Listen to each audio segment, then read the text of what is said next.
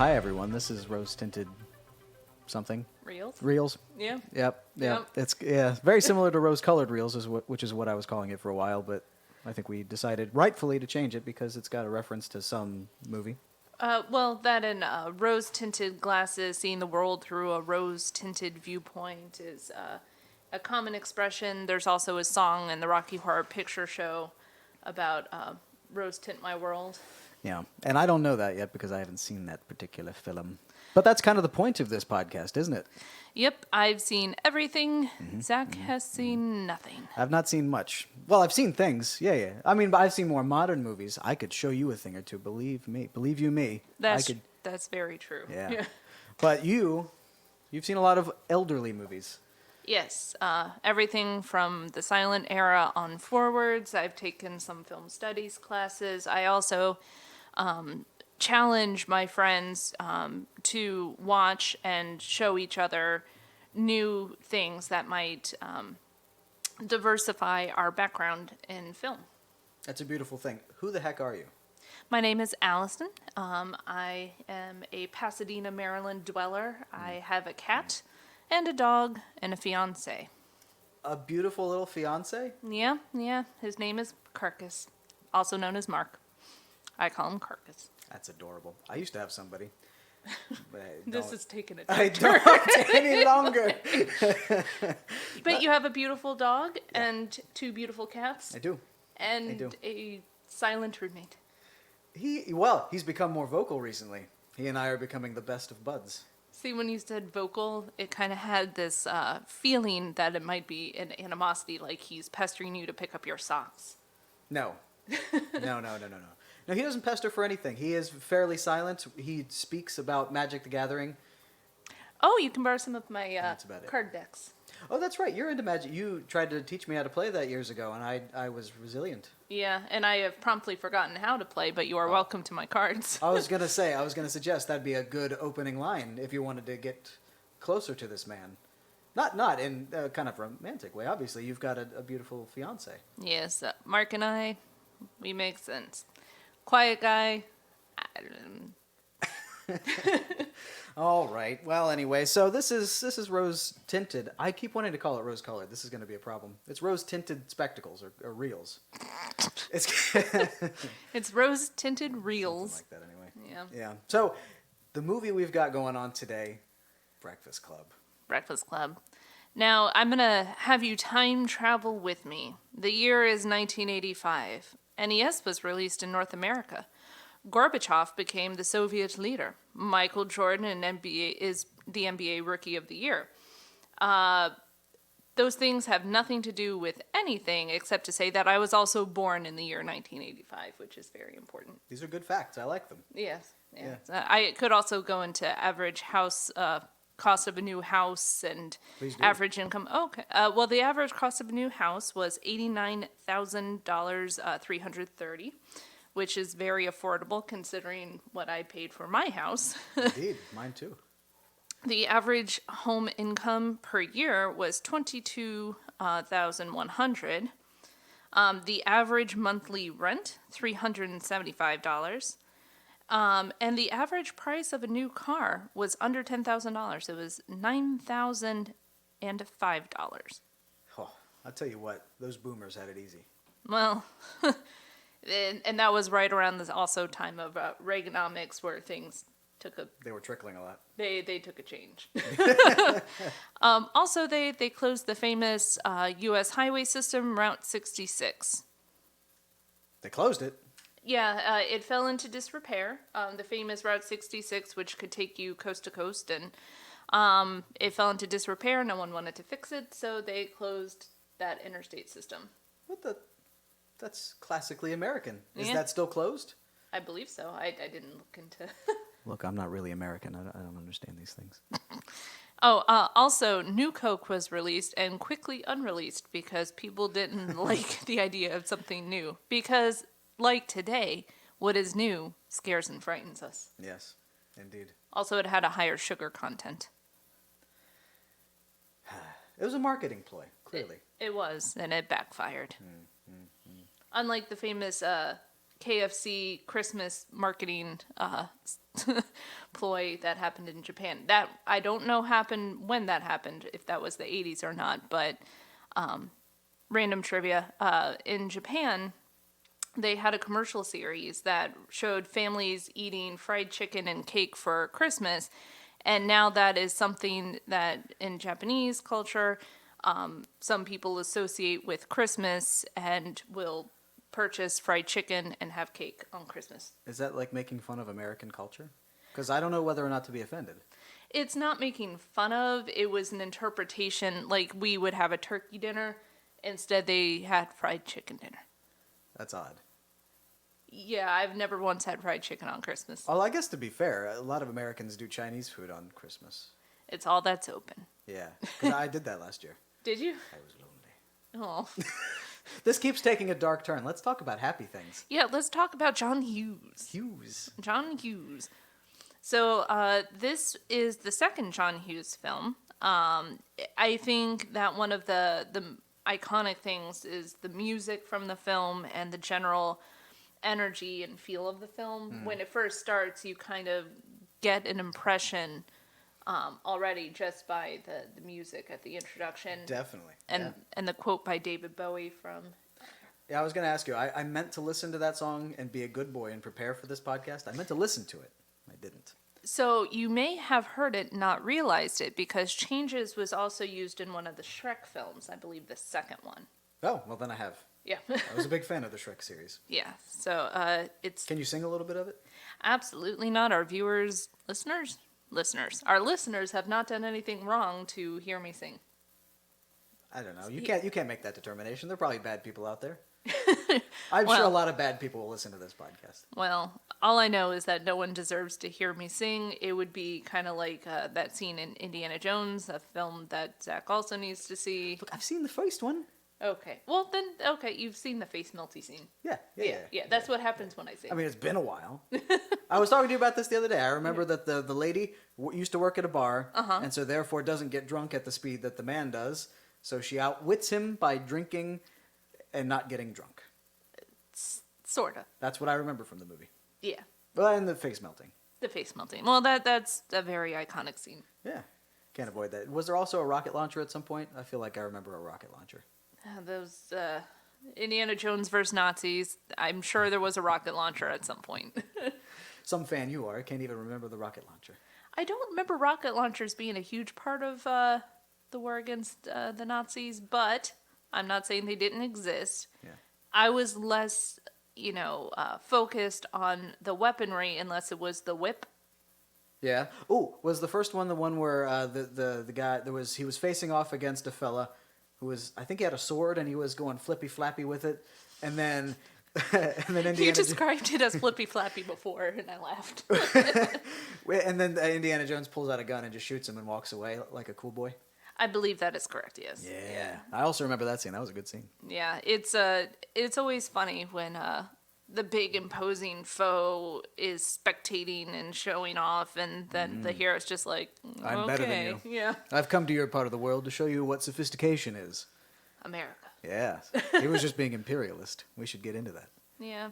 I mean, imperialistic anthropologists just don't seem to be... Imperialist anthropologists. Well, I mean, he was an excavator. Was he an anthropologist? I believe he was an anthropologist, yeah.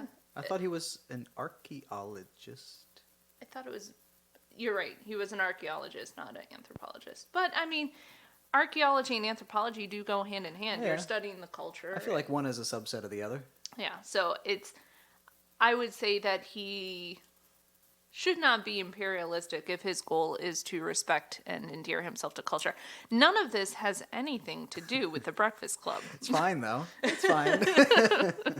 So, the Breakfast... Okay, so I don't even know if we properly set up the mission of this podcast. So, Allyson has seen many old films, and she wants to educate me. Yes. I am an uneducated swine when it comes to particularly 80s movies and, earlier. And I feel like I've been lacking a certain reference point. Also some 90s movies. You think I'm missing some important 90s movies? They were on the list. I have created an Excel spreadsheet because I'm a uber nerd. And when going through them, you missed some key early 90s films. Do we want to spoil any of those, just as a preview for the listeners? Dear listeners? Let's see. I can. There was Can't Hardly Wait was on that list. Never heard of it. It's a early Seth Green film. Really? Yeah. Oh, is it? I think I saw a YouTube video of Seth Green talking about his career. Mm-hmm. Was it when he was a little baby? He was not a baby. He was high school age, or portraying a high school age. This was right before he joined the cast of Buffy the Vampire Slayer. I see. There's also the son from Hook, grown up to a teenage age, is in it. Son from Hook. Oh, okay. I mean, he looked like a generic little boy. I don't remember really. He grew up to be a generic little nerd. Oh, okay. Yeah. Just like me. Yeah. Well, you're a little better off than him. Now, granted, I don't even know what that means. Granted, I did not know you in high school, so it's hard for me to say. Oh, I was a dweebazoid. Yeah, I don't think we can judge each other by who we were in high school, because we're not fully developed in the brain. True. I hadn't developed my wardrobe yet. Mm-hmm. My parents were still dressing me. I mean, not physically putting the clothes on me. That was a terrifying image. No, but they'd buy my clothes from Walmart. Mm-hmm. So I was wearing all generic stuff. I don't know if my parents were poor, but they acted like it. They were thrifty. Frugal? Frugal is a better word. They were... I don't know what they were. So, full disclosure, I went to a small private school in Maryland. It was an Episcopalian school. Slightly different upbringing. Slightly different upbringing. I will say that where I went to high school, there was a dress code, so I had to wear khakis and collared shirts. We weren't allowed to wear denim. Enforced preppiness? Enforced preppiness. We could... not wear skirts above the knee. Oh, so they allowed you to... There was some customization. You could get your own skirt as long as it wasn't above the knee. Right. It wasn't a uniform. It was a dress code. I see. And I will say that we had a reverend and a headmaster at the school, and one of the expressions that they would say is, women's skirt should be long enough to cover the subject, but short enough to keep it interesting. Only as an adult do I realize how creepy that is for an adult man. The Reverend and the headmaster. The Reverend? I'm loving it. Yeah. That's a great school. Okay. Dude, look at these audio waves. I peeked out on my laugh. I've got You Ricky Gervais. I did. I Ricky Gervais a little bit. Oh boy. Anyway, so unlike the educator shown in Breakfast Club, there was a little bit of levity to the educators we had at my school. I don't know. Clearly. When we look back at our educators, I think we all have that one that we seem to pick up on some animosity towards us as an individual. I don't know if you felt that way. I felt that way. Oh yeah, all my teachers. That's unfortunate. No, I had like the odd teacher that liked me. Mm-hmm. I don't know. Maybe. I don't know. At least there was the odd teacher that didn't have animosity toward me. Mm-hmm. And that was nice. But for the most part, it was a war. Yeah, it's when you are one of the unpopular kids in a class size of 24, you feel each animosity, each dig, each jive. I feel like you feel it a little harsher, because that is a direct point of attack, not a general, I don't like certain types of students. It feels more personal. Sure. Yeah, sure. But no, I mean, everyone's a prep here. It's not that they don't like preps. Mm-hmm. They just don't like you. Well, yeah, I was the odd duck in a group of 24 normal ducks. Yeah. I mean, there was a couple odd ducks. What was odd about you in high school? Oh, I was just I was unusual. I was the movie kid. We were small enough where we didn't have enough people like me to find a clique. So I just kind of all of the unfortunates kind of bound together as a group called the Chelsea Crew because we all sat outside of a hall called Chelsea Hall. I was really hoping it was going to be the Breakfast Club. No. That would be such a good tie-in. Just lie. It would. Okay, so we called ourselves the Breakfast Club, even though our school didn't offer a breakfast, and was not, in fact, we had forced clubs because if it was up to us, none of us would have participated in a club. And so to have clubs, they had to force us to be part of a sport or a club each semester. Okay. So but you had a little club, so there was kind of a clique of the Unfortunates. Yep, all 5 of us. Did you call yourselves the Unfortunates? We called ourselves the Chelsea Crew. Why? Because we sat outside of Chelsea Hall. I see. Which was the science building. Oh, okay. So you were playing into the dweebazoid stereotype, hanging out outside the science building. It had a nice overhang and seats, so that is the only reason. I see. Okay. Yeah. Our campus was broken into different buildings, unlike I think most traditional high schools where maybe the gym was a separate building, but all the other classes were one house. We had to walk to different classes in different buildings. So there was the science building, there was the English building or arts building. So you had it was a proper campus. It was a campus, yeah. Oh, you want me to describe my high school? Go on. We had, it was built principally of temporary walls. It leaked when it wasn't raining. And for the most part, there were no windows. None. It was all one building. And it was sad. It was miserable. Everything was brown. Everything was brown. Including the water? No, but everyone said that there was angel dust in the water, so I never drank out of the water fountain. Our water had pebbles in it, so we couldn't drink from our water fountains either. What? It was a really... Was that a prank someone did? No, it was just, it's an old facility. I'm guessing it was a malfunction of the well, but I remember we weren't supposed to drink from the water fountain. Okay. They had to get a bubbler. I see. I thought you were going to say that it was some fancy thing, like they put pebbles in there just to give it a little bit of... No, we just had non-drinking water. Gotcha. Okay. Especially in the Chelsea Hall.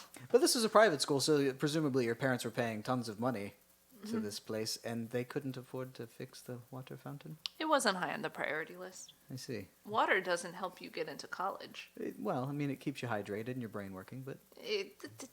Yeah. Semantics. Well, no. These things are directly correlated. We can buy bottles of water. We had little student checkbooks, so we could go to the student commissary and buy one. You had a student checkbook? Yeah, our parents were to put funds in it, and from that we could buy school supplies from a student facility. We could buy snacks, school lunches, but it was up to us. It was trying to teach us economics and not to overdraw our checkbooks. Interesting. See, my school was, again, different. I stole my lunch more often than not. Were you the bully? Did you just hey kid, give me your milk money? Yeah. Yes, I was. I don't see that of you. I was a very imposing figure in high school. People feared me. So something we should know about Zach. No, there's no reason for that. No. No, come on. There's no purpose. He's the tiny fellow. Come on now. He's of average height, but not what I would consider an imposing height. Look, ladies and gentlemen, I am an imposing man. When I walk into a room, people notice. It's because he's ginger. Well, that too. Beautiful. I'm kissed by fire. He's Durakin. Look, this is enough. Again, look, full disclosure, this is our third attempt to start the podcast, and the other one, she's bullied me also. I don't understand what this is. It's the microphone. The power of the microphone. This is ridiculous. All right, come on now. So let's pull this back to the movie. Enough about our squalid lives. Well, my squalid life and your rather charmed existence from the age of whatever to... Okay. So Breakfast Club. So my first memory of watching The Breakfast Club was actually at a middle school sleepover. And this stands out in my memory because I remember us being so excited that we were being allowed to watch a rated R film. It's rated R? It's rated R. Why? My guess is at the time it was filmed is there was a lot of swears. There were a couple swears. There was a couple swears. Before Indiana Jones and the Temple of Doom, There was no such thing as a PG-13 rating. That's right. You told me that the other day. I'm learning things already. This is magical. Oh, yes. The magic of film history. Yes. So when Temple of Doom came out, it was considered too violent, but they understood the need to get a certain age demographic into the theater, or they would be missing out on major funds. So they didn't want it rated R. So they gamed the system. So they gamed the system and created PG-13. Before then, it was G, PG, and R. What about X? Everyone always forgets about X. Well, X films tend to not make it to theaters, major theaters. It's a real shame. Yeah, but so that's how a movie like Barbarella, which is very sexual in nature. I was trying to think of the tactful way to say that. Barbarella. Oh yeah, famous Jane Fonda film. Would not recommend necessarily. It has to do. It's like a sexual sci-fi. Very. Well, that sounds great. Oh, I'm into it. Came out in I think the 60s. A sexual sci-fi in the 60s? Yeah, oh my God, she's like having. I like it for the alliteration alone. She is sleeping with the stars, like everyone. She's it's susurrus. Everyone, look up that word, susurrus. word of the day. Yeah. Try to use it in a sentence. Exactly. 3 times. Make use of it 3 times in a day. So yes, Barbarella. I'm amazed to this day that remains a PG film because of all this. She really sleeps with everyone in that film. I'm not slut shaming. I'm just impressed. Does she show nudity? Yes. And it's PG? Yeah. The rating system really confuses me. I don't. It's not like full nudity. I think you see breast through colorful plastic clothing. And so I don't know how that works on the scale. I mean, can you visibly see a nipple? I think so. Well, then, come on now.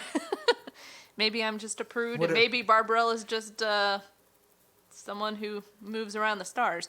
But what, does she hang out with a lot of famous people? No, meaning literal stars. She's in space. Oh, okay. Yeah, Gotcha. She's on an alien planet, and there's a blind angel that she canoodles with. There is a weird organ machine. And now when I say organ, I mean like a pipe organ that is meant to destroy her through sex energy. It's a weird film. Maybe we should put that on the list. Yeah, definitely. This is sounding better and better. There's this weird child harvester, which seems to like pick up kids from whatever this planet's Yugage was. For those of you who do not know Yugage, I'm one of those people. Did you ever see the movie 300 or read the comic? So when children of a certain age in Sparta were young, they were sent to the wild to test their survival skill and instinct, and if they were strong enough to survive, they were welcomed back to the village. And they would turn into Gerard Butler. Yeah, that happened a lot. It was a shame for the girls. Where were they sent? No, they just turned into Gerard Butler. Oh, fair enough. That's your option. That's adorable. Anyway, so Breakfast Club, also like a Yugage. Yes, what's this Yugage? That's the name of the ceremony when the kids go out? Okay. They send the young ones out to prove that they can function and exist in the culture, the adult culture. What about the weaklings and the sick? If they die, they die. Were they discarded on a big mountaintop? I think if a baby was born with deformity, there is some evidence of removing the said child, like leaving it to nature to decide. I see. That's nicer than what 300 showed. Oh yeah, they just like pitched them like, never mind. Next one. Oh gosh, with childbirth and not having access to anesthesia, if I brought something into the world, even if it didn't make, factory manufacturer quality, I don't know that I would allow them to be thrown. I would have been like, no, we'll leave. Well, where's your sense of pride? Like, you made that and it's broken? I mean... I made that, and I Look, squeezed this is- something the size of a football out of something. We have really wandered far afield, but also gone into territory that's really Interesting. somewhat on PC. Yeah. I feel like we should be ashamed. Yeah, let's continue to talk about teenagers, which can work in the yugage setting because Alright. we're allowing these teenagers to exist together in a room. Indeed. Yes. So I don't even have my own template up in front of me. What's our next section, ladies and gentlemen? We have actually planned this. We've got a schedule. So what's funny is, we've jumped around so much. Yeah. I feel like that's gonna happen. So I think we've covered section 1, chit chat. Yes. We have achieved chit chat. Section 2, listener reviews. Since we didn't have any, I suppose this. Yeah. Where are our listeners? Yeah, What are you doing? Yeah, comment. We will even create something that will allow you to submit comments. Like and subscribe. God, Yeah, hit smash that like button or the subscribe. What are the people and hit the bell? Right. This isn't on YouTube though. It could be, I guess. What does SoundCloud use? It's been a while. I think they may have a thumbs up sort of system. No, do I they don't have know. a thumbs down? I can't handle that kind of criticism. Yeah, don't thumbs down us, fellas and ladies and gentles. Just move on. Yeah. Just move No, on. no, listen more and like Listen it. more. Yes, You'll eventually learn to love us. All right? especially me. Well, It takes a lot. It took us years. that's stories for another time. So I think we are in section 3, which is we are introducing and talking about the movie. We have named the movie, something we have successfully referenced several times. It's Breakfast Club. Breakfast Club. Yeah. So some trivia about the Breakfast Club. They actually filmed the Breakfast Club in an abandoned school. I thought this was fascinating because it's such a beautiful school. It is. They did a really good job creating a feel of a lived-in school with strategic things like, graffiti and trash placement. And How did it compare to your real school? Because my school, that looked 1,000 times better than my school. Even the locker on it that said fag was like the best part of my school.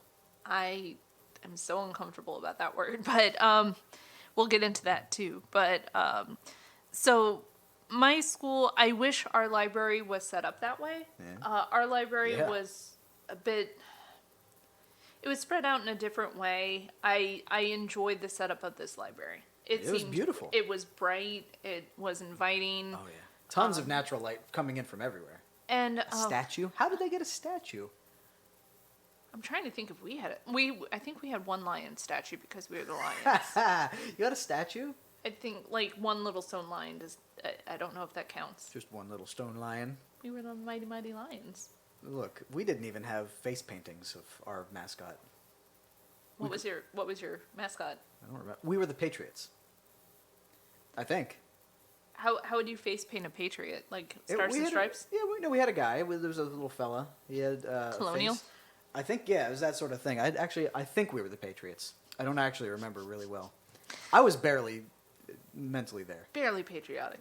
But I'm definitely not. Well, I don't know. I'm kind of.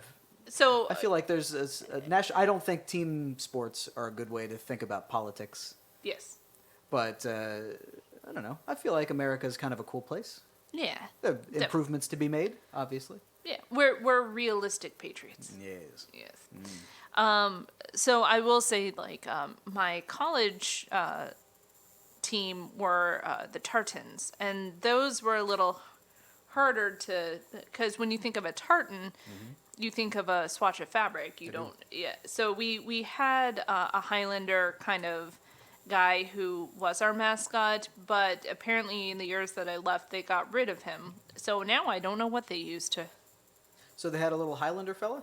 Yeah, That's awesome. Did he have his face painted like Mel Gibson? No, he wasn't wearing any face makeup, but he was wearing the kilts. Now, I know that our friends are going to end up listening to this at some point. Probably, anyway. Hopefully. Please, If not, please listen. the lie. They'll lie. But this will be the test. Yes. I have never seen Highlander. Have you seen Braveheart? I have never seen Braveheart. So you're anti-Scottish, I am Scottish. but you're anti-Scottish. I am a Scot. And I would love to see these movies. When did they come out? Oh gosh, Highlander. It's going to be in the era that I just wasn't. I think Highlander and Braveheart were. Oh gosh, I'm gonna look this up because I don't want to be wrong. I stumped the cinephile. I know that Braveheart was sometime in the 90s. It was a 90s movie. God, another one? Yep. See, this is bringing national shame upon Okay, me. Highlander was 86. I couldn't remember if it was early 90s or late 80s. So it was 86. Very good role for Christopher Lambert. Sean Connery's in it. I love the Shawnee. So my problem with Braveheart is the historical inaccuracies, because it was basically not the William Wallace story. It was, You're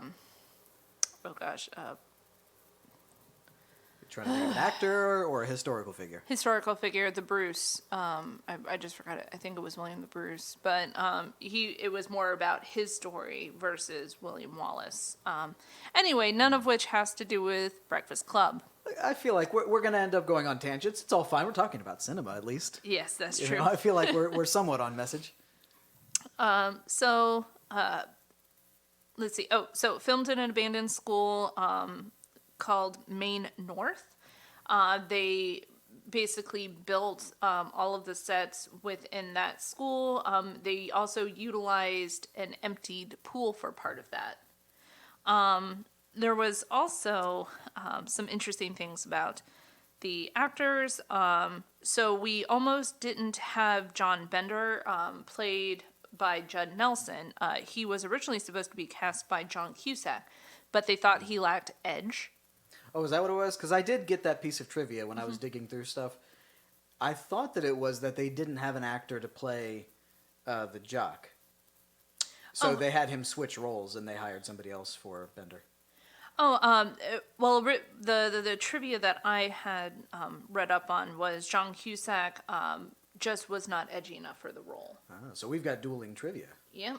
Interesting. I wonder who's right. Listeners, please inform us. John Cusack, do you have an opinion? Yeah, please. Are you obviously, he's listening, so let's just hear directly from the source. Exactly. Or Judd Nelson. We'll take Judd Nelson. Oh, I'll take Judd Nelson. So let's see. One of the things about John Hughes films is they are all, in theory, set in a same town that doesn't exist. That was referenced in Dogma by Jay and Silent Bob. So they're all supposed to exist in the same false universe? The false town. Interesting. So what was his first movie? 16 Candles. I haven't heard of it.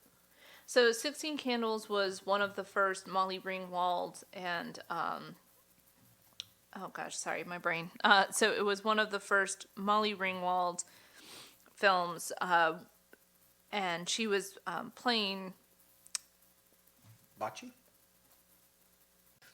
All right, so we're back. Allyson had to look something up real quick. So Would you like to let us know what you had to look up? Okay, I forgot the name of Anthony Michael Hall temporarily. It came to me before I had to pull up IMDb. To be fair, Allyson is going to be the one that remembers names for the most part. I never remember names. So I'm either going to give you the name of an actor or just noises, and you're going to have to put the pieces together. Yeah, if he says, like, Joe Jabadoo, we will have to know that means Jake Gyllenhaal. Well, you'll have to know that. The viewers aren't going to know my particular brand of madness, at least not for a while. It's true. It's true. You get used to it. Anyway, so it was one of the first movies with Anthony Michael Hall and Molly Ringwald. And then after that, they were paired together in this film, The Breakfast Club. Molly Ringwald would go on to several of other John Hughes' films, like Pretty in Pink, which is one of my other favorite Molly Ringwald. I've heard of that one, but I haven't seen it. Very good film with John Cryer. Okay. You would know him from the show that had Charlie Sheen and then didn't. Mad Max, Mad Men. Manly Men. 2.5 Men. 2.5 Men. There you go. There we go. Yeah. See, I did it this time. Let's see. Judd Nelson, who played the criminal in Breakfast Club, actually went to a New England preparatory school, so he would not have. He's not the person you would expect for that role, because he actually came from as we would call it, money, and not really associate with that. So I think he did a very good job playing the delinquent. I think he did too. But I have trivia also, but I'm going to distribute my trivia. Once we start actually analyzing clips from the movie, I've got trivia about certain parts of it, and I think that will kind of tie in with that point, because not only, I didn't know he came from money, but it's interesting that he did, because he did a lot of improv in this movie. And I heard that behind the scenes, he took it really seriously. He was in character even when the camera wasn't rolling. Method actor. To the point that he was bullying Molly Ringwald. Ooh. And we will get into why, as a teenager, Allyson was just drawn to the Judd Nelson character of Bender. But as an adult, I'm still drawn to him. It's problematic. Well, yeah, of course it's problematic. It's negging. Yeah. Well, do you think he was doing it intentionally? Yes. You do? Yes. See, I'm not so sure. I think he was punk rock enough that he was just doing it, and whoever was attracted by that quality of him, it just worked. It was fine. Yeah. And if it didn't work, it didn't work. I think that's how he was. That's also. I don't know if that's good. Yeah. But you're not making an argument as a dating technique. Yeah. Well, if something's got to work. Oh. Just kidding. Anyway, but we'll get into those issues later on in the discussion of Indeed. Holding up by today's standards. So going forward, our structure is going to have you at the end of the episode. We're going to announce the next movie, and you're going to give your nostalgia rating for it. Yes. So since we didn't have an episode prior to this one, let's just do that now. What do you think your nostalgia rating for this would have been before having seen it more recently? I would say that we will rate in full bouquets or 12 roses or a less than that depending. So nostalgia rating, before I went back and reviewed the film with a more critical eye, a more woke eye, I would say that I would have given it a full bouquet. Okay. It would. So this is, I think, something that we should talk about. A full bouquet or a perfect score, does that mean that it's the best movie it could have been, or that is the top tier of cinema? I will say that it is not the top tier of cinema, but this one is, of the type of film it was the best it could have been. Okay. The dialogue and the exposition between characters, the looking through the lens of those high school years, I think it did a phenomenal job of just capturing a snapshot in time of teenage angst, which resonates still today. I mean, I have no anxieties, but that's a lie. I have anxieties. We all do. Yeah, agreed. So that's your nostalgia rating. You would have given it 12 nostalgias. A full bouquet. Well, no, because I think that's our regular or our real rating at the end. Oh, my real score, REEL. Let's save that to the end. Yeah, I'll save that. They can't possibly know yet. No, yes, no. I will save it to the end because I'm looking at it through a different lens at the end. So I think for the nostalgia rating, that's a different unit of measurement. So you can give it 0 out of 10 nostalgias. How many nostalgias? Instead of a full bouquet. Yeah. So how many nostalgias would you give it? I would give it a 10 out of nostalgia. Okay. All right. So I didn't see it before, so I can't participate, but I can see where you're coming from. Yeah, when I was a 12-year-old girl at a sleepover watching this film, I developed a crush on John Bender, and I related to the Ally Sheedy of the film, the invisible girl character trope. More so than the princess. I think we all wanted to be the quote-unquote princess, but if I was to identify with a character, it would have been the Ally Sheedy character. Sans the hair tender art and the Captain Crunch sandwich. That would have destroyed your mouth, and I just don't hate myself that much. Agreed. I think the Captain Crunch, all of that Captain Crunch in one bite, it would have tore the roof of her mouth open. Like eating little razor blades. Peanut butter razor blades. Yummy. Now that you phrase it that way, I want one. So, yeah, so there was just something about that movie at the time that spoke to me in a way. I related to the characters and the suffering that they went through to get to that conversational point. You know, I think we all identified a little bit with each of their stories. Ali Sheedy feeling invisible to her family. And which one was Alan? Alice Sheedy? Allie. Ally Sheedy. She played. She was the gothy. The gothy invisible girl. I feel like if she was a millennial character or someone that was my age, I think she would have been the sort of person that had cat ears. She would have worn cat ears to school. The more modern cat ear, BTS listening the into K-pop. Yeah. Yeah. I think that would have been her. Yeah. Back when we were in high school, I think those were the kids that wore kind of gothy clothes and maybe watched anime. I had a foot half in and half out of that whole thing. I was kind of part goth, part skater, part like film kind of geeky sort of person, and part poet. Well, I guess that fits in with the goth scene. You were a poet and you didn't even realize it. Yeah, that's true. And I was also in ROTC. Oh, I didn't know that you were a ROTC kid. Yeah. We didn't have ROTC. No. It was an all-female school. Female No. people can't be in military. It wasn't an all-female school. Was it? We just had a very small population of boys. I see. They were fought amongst the more desirable females. So we're like even the ugly ones got a chance with the pretty ladies. Pretty much, yeah. Because in a class size of about 24 or so, maybe 30, depending on which grade level you were in. Your whole graduating class, or just That was my graduating class. Yeah. 25 people. Yeah. God. Wow. It was about that, yeah. I thought you just meant like a classroom would hold about 25 people. No, we would still break out the classes into smaller sessions. So I mean, I think that's the way to do it. I mean, that's kind of how Oxford does it. They've got really low attendance, and each person has their own tutor and stuff like that. I feel like more one-on-one education is better.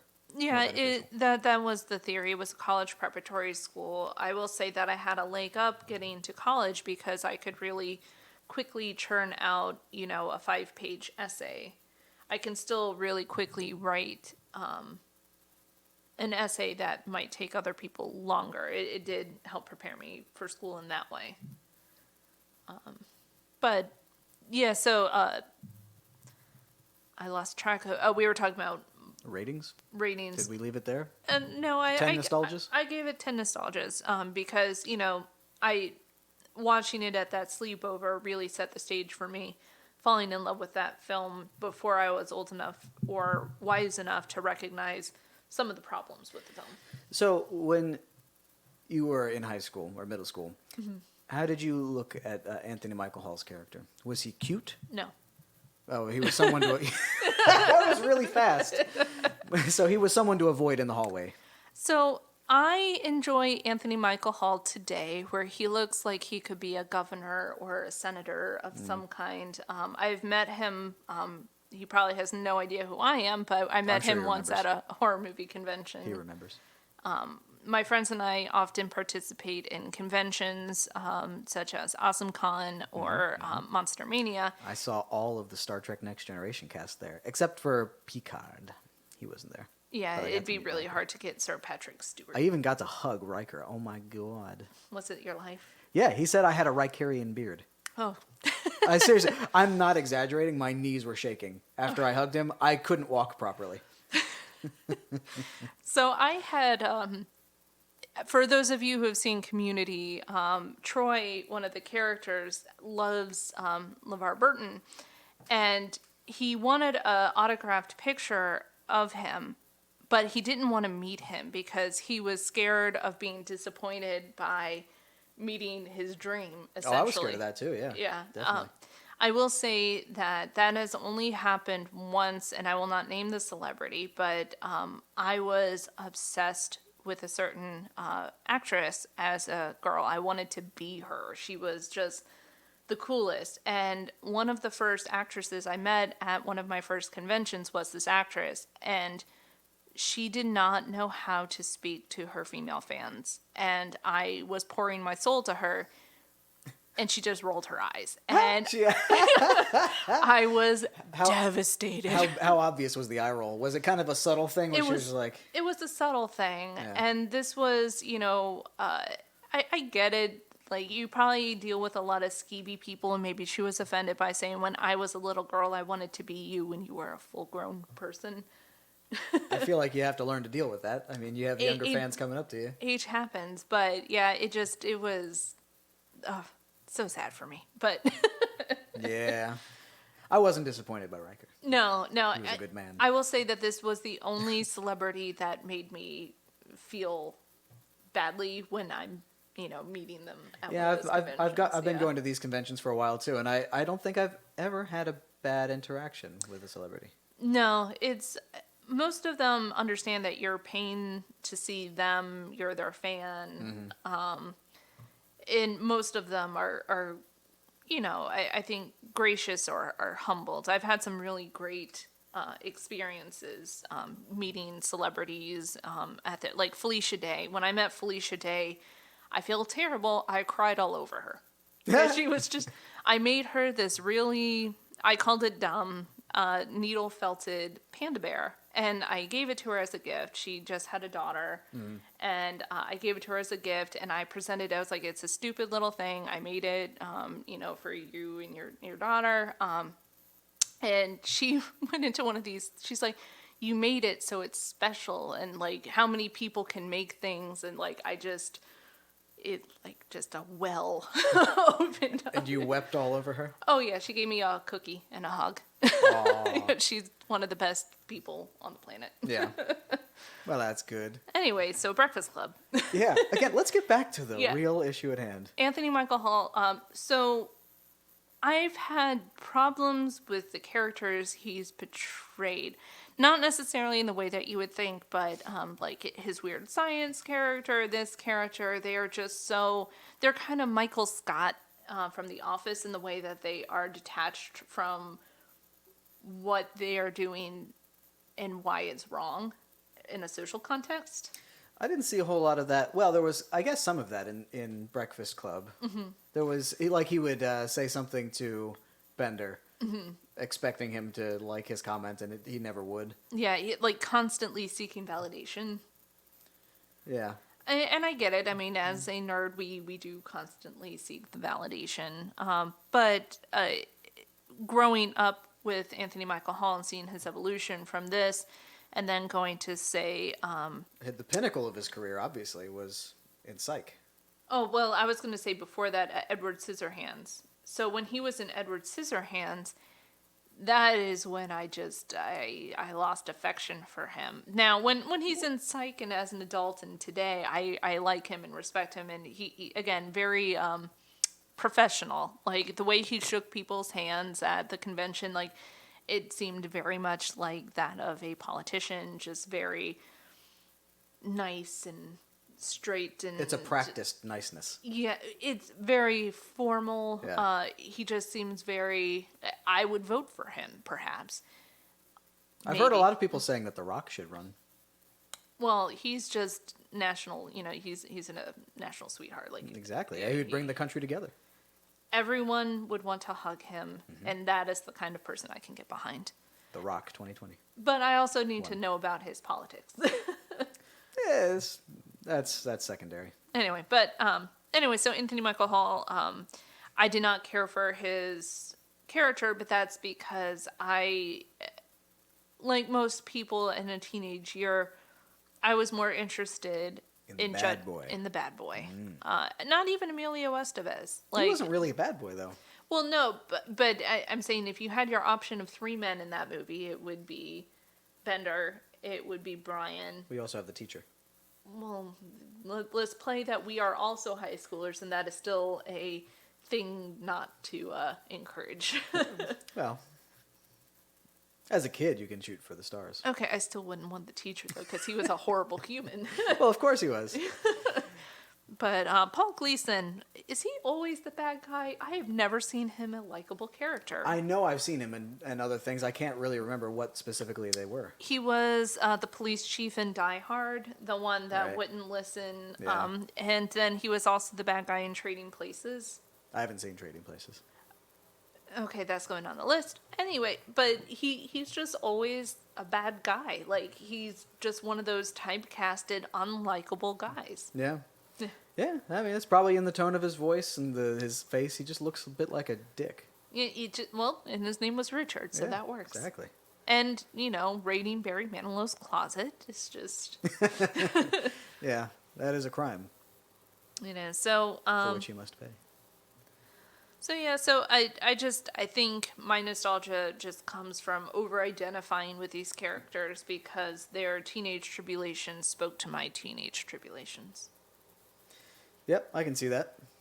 So, I think, do we have anything else to do before we actually analyze the movie? No. Unless you have anything that you experienced while watching the film that kind of tapped into your nostalgia. I know you can't give it a rating because you can't say you saw it as a tyke, but... Anything that went into my nostalgia? Did anything resonate with your formative years? Yeah. I mean, I think that all of the characters, except for the princess and the prince. The Jacques. I don't think I identified much with their characters, but everybody else, like elements of everybody else's character. I've, as you say, am not an imposing figure, physically. You were not a wrestler. But I identified with Bender's rebelliousness. And, yeah, I had a lot of that in my personality, I think.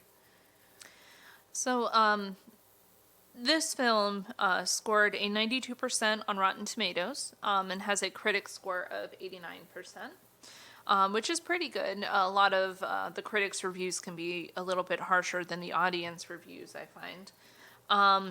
It was funny because I pulled up a review from when the movie released, and this is someone who didn't like the film, a critic, named Paul Attasiano from the Washington Post.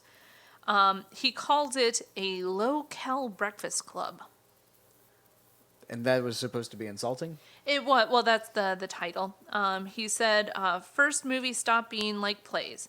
Then plays stopped being like group therapy. Characters' monologues. Badgering each other until emotionally drained in the third act. They bare their souls in a melodramatic monologues. But who says you can't recapture the past? Taking place almost entirely in one room, The Breakfast Club is the kind of movie and the kind of play that's hardly seen anymore, and good riddance. I don't see. He just basically gave a summary of the movie, but he said it as though it were supposed to be derisive. But I mean, that is kind of what the movie is, and it's all right. It does well at what it was attempting to capture. And part of me wonders if Paul Attasiano maybe did not fall into one of the 4 categories of human that was portrayed in the film, and therefore couldn't identify, or was too old to go back to that kind of teenage mindset. He was the teacher. He was the teacher. He identified with Richard. Yeah. He thought all the children were against him and that children were getting worse and worse every year. But really, it's him that's changing. It's true. The children haven't changed.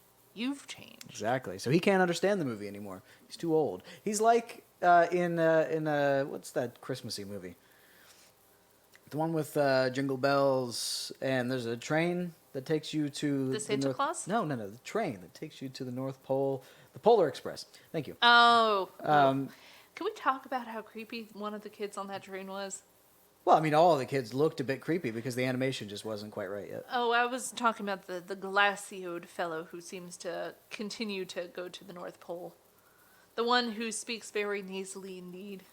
The guy that was all about choo-choo trains. He liked trains. Yeah, exactly. That kid. Like that. He bothered me. Yeah. I would have pushed him off the train. Yeah, kill him. I mean, I'm not in favor of dispatching youths on trains. Agreed. There felt like I've there never should been in be support a of that butt movement. there. But I will say that there was an element to that movie where you wouldn't hear the jingle bells if you didn't believe in Santa Claus anymore. The wail you just heard was a basement door closing. Yeah, you wouldn't hear the bell anymore because you didn't believe in Santa Claus. And I think that's kind of the way it is with youthful movies. You get old enough, you don't believe in the childish spirit anymore, and you can't hear the resonance that the movie would otherwise. And I do think that being able to put yourself back in that mindset is essential to enjoying this film. Agreed. And I liked I was going into the movie expecting 80s cheese, and like I thought it was going to be over the top and lots of colorful clothing articles and things like that. It wasn't, though. No. I didn't think, I mean, there were certain kind of, I won't call it campy, I'll call it genre. It's kind of, it plays to a genre, and it kind of lives in that reality. So it's not 100% like realism that you're seeing, but there was enough realism. It was realism within this genre, and I loved it for that. So I was expecting something more over the top, and what I got was kind of what I was expecting, which was, talking about emotions and people getting emotional and that sort of thing. But I thought it was done really well. I liked it a lot. I thought it was well filmed, even though it was only in basically one room, and then they would go in hallways and things like that. But I thought it was kind of beautiful. Yeah, and I think while some of the features of this film did not age particularly well, you alluded to one of them earlier, which was use of a slur. Which one? It's an F slur that I will... Fuck? Was it the word fuck? No, that's not a slur, that's just a What swear. was the word? You're going to try to make me say it. Yeah, just whisper it. No. So there's, I will say, a very... I didn't notice it until quite recently. A lot of homophobic and racial slurs that are just dropped in 80s films. And part of me wondered, culturally at that time, a lot of misinformation, the AIDS crisis. But I don't think it stopped with 80s. I think in the 90s and in early 2000s, maybe even 2010, like Judd Apatow movies, there's always people insulting other people for being gay. And I don't remember which, it was like Knocked Up or something, but they were sitting around a table going, you know how I know you're gay? You listen to Coldplay. And things like that. There were jokes like that, which admittedly is a hilarious joke. Well, I mean, Coldplay. Yeah, it is. But, so I think you're right. I think that there was a tone deafness. But specifically, the three-letter word used is used hyper amounts of times in 80s movies. I noticed it in one of Jim Carrey's first roles in a film called Once Bitten. Oh, that's I think the only Jim Carrey movie I haven't seen. I will put that on the list because it is a fun movie, but that is a hyper-stylized 80s movie that you were describing. Mm-hmm. I mean, I think I've seen a preview of it, and I remember it looked weird. Oh, it absolutely is. But that is one of the films where there's a scene in a shower, and that word is dropped. Ah.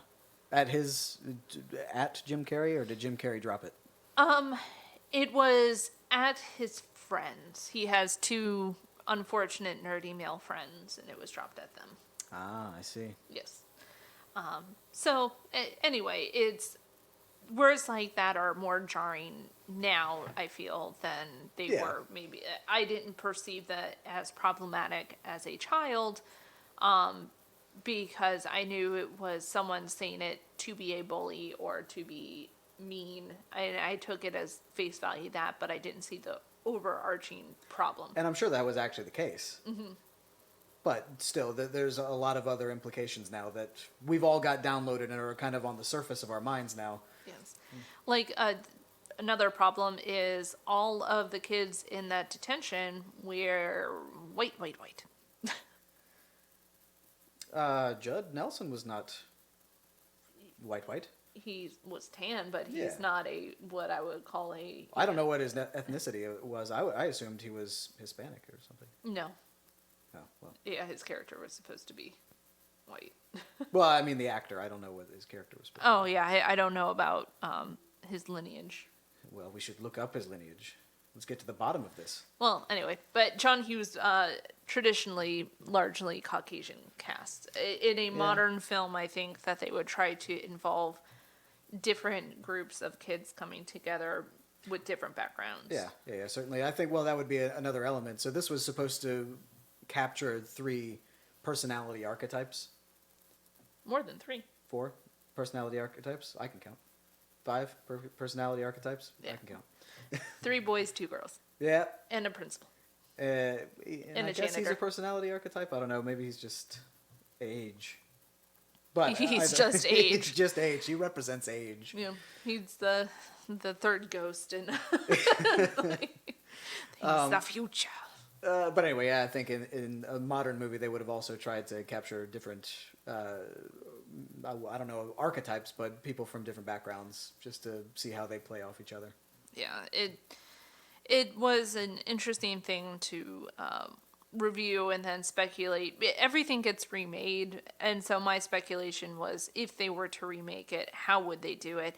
And there were certain things that I absolutely think could not be refilmed as standard, such as if they found a gun in someone's locker, that would have been immediate expulsion. I think we're getting into the nitty-gritty now. Oh, yes, sorry. I think we should, let's start analyzing the movie. Okay, let's go. All right. I purchased the movie just so we could do this. By the way, the audio is not going to be perfect because we're not actually having the audio jacked into the mixer here. So what you're hearing is the audio from my iPad. And I tested it earlier. So I think the audio should be fine coming into the mics over our voice. So this song was in Futurama. I think it was probably also on Psych. You think it was in Psych? I think so. All right. So let me pull out my notes here. So the first thing I have is 305. So what? Sorry, go ahead. Oh, I was just going to say, I have a favorite quote, but I can get into that later if you prefer. Oh, yeah, go ahead. It's that the screws fall out. It's an imperfect world. I did like that quote. That was my favorite in the movie, too. Correct. That's the way we saw each other at 7 o'clock this morning. All right, so 305. That was right where you saw the expletive on the locker wall, and so we already had that conversation. But I kind of wanted to gauge your opinion on how that would read in a modern movie. It wouldn't. I think that they would have to use a different antagonistic threat. So in that clip, it's slowly panning over a set of lockers, and there's a noose on the locker. I don't even think we could show a noose on a locker because of other implications. I think it would have a dark connotation to it. Darker than here. I think it was supposed to, in my opinion, it seems like it would have read in the 80s as kind of playfully sadistic, threatening, or whatever. Yeah. But I think now it would have a darker connotation. But I think if they were trying to achieve that darker connotation, I think that could still be in a movie now. So do you think in the modern retelling of A Breakfast Club, there would be a racist? No, I think if they were trying to get the same mood and the same atmosphere from the movie, I don't think that it would use the same homophobic language. No. Yeah. I'm trying to think of what... Unless that was supposed to play into one of the characters' emotional breakdowns later in the movie, I think that could have been the catalyst for that. So maybe they had a gay character, and that meant a lot to them, that people use that word on them, or that maybe people don't even know they're gay. Maybe they're closeted, but they hear that a lot, and it offends them deeply. I think that could have been... closeted and in denial, aggression. Yeah, and maybe later in the movie they come out to the friends there that they've now made. And I think that could have been the linchpin to a very good emotional thread for a character. I would agree with that. So I think that stuff could be used, but it would be used differently. Yes. I think maybe they would have to show like a painting over of that word, like the janitors maybe painting over it, right? Oh, you think so? Yeah, just to show that the school is doing something to remove that off of a wall. Yeah. I mean, and I think it goes to what type of mood they're trying to achieve by showing us that word. And if maybe the point of it is that the school doesn't care. And that's, I think, also a general theme of the movie is that they felt that the adults did not care. Right. Parents, the administration, Right. the teachers, there was the feeling of not caring. Yeah.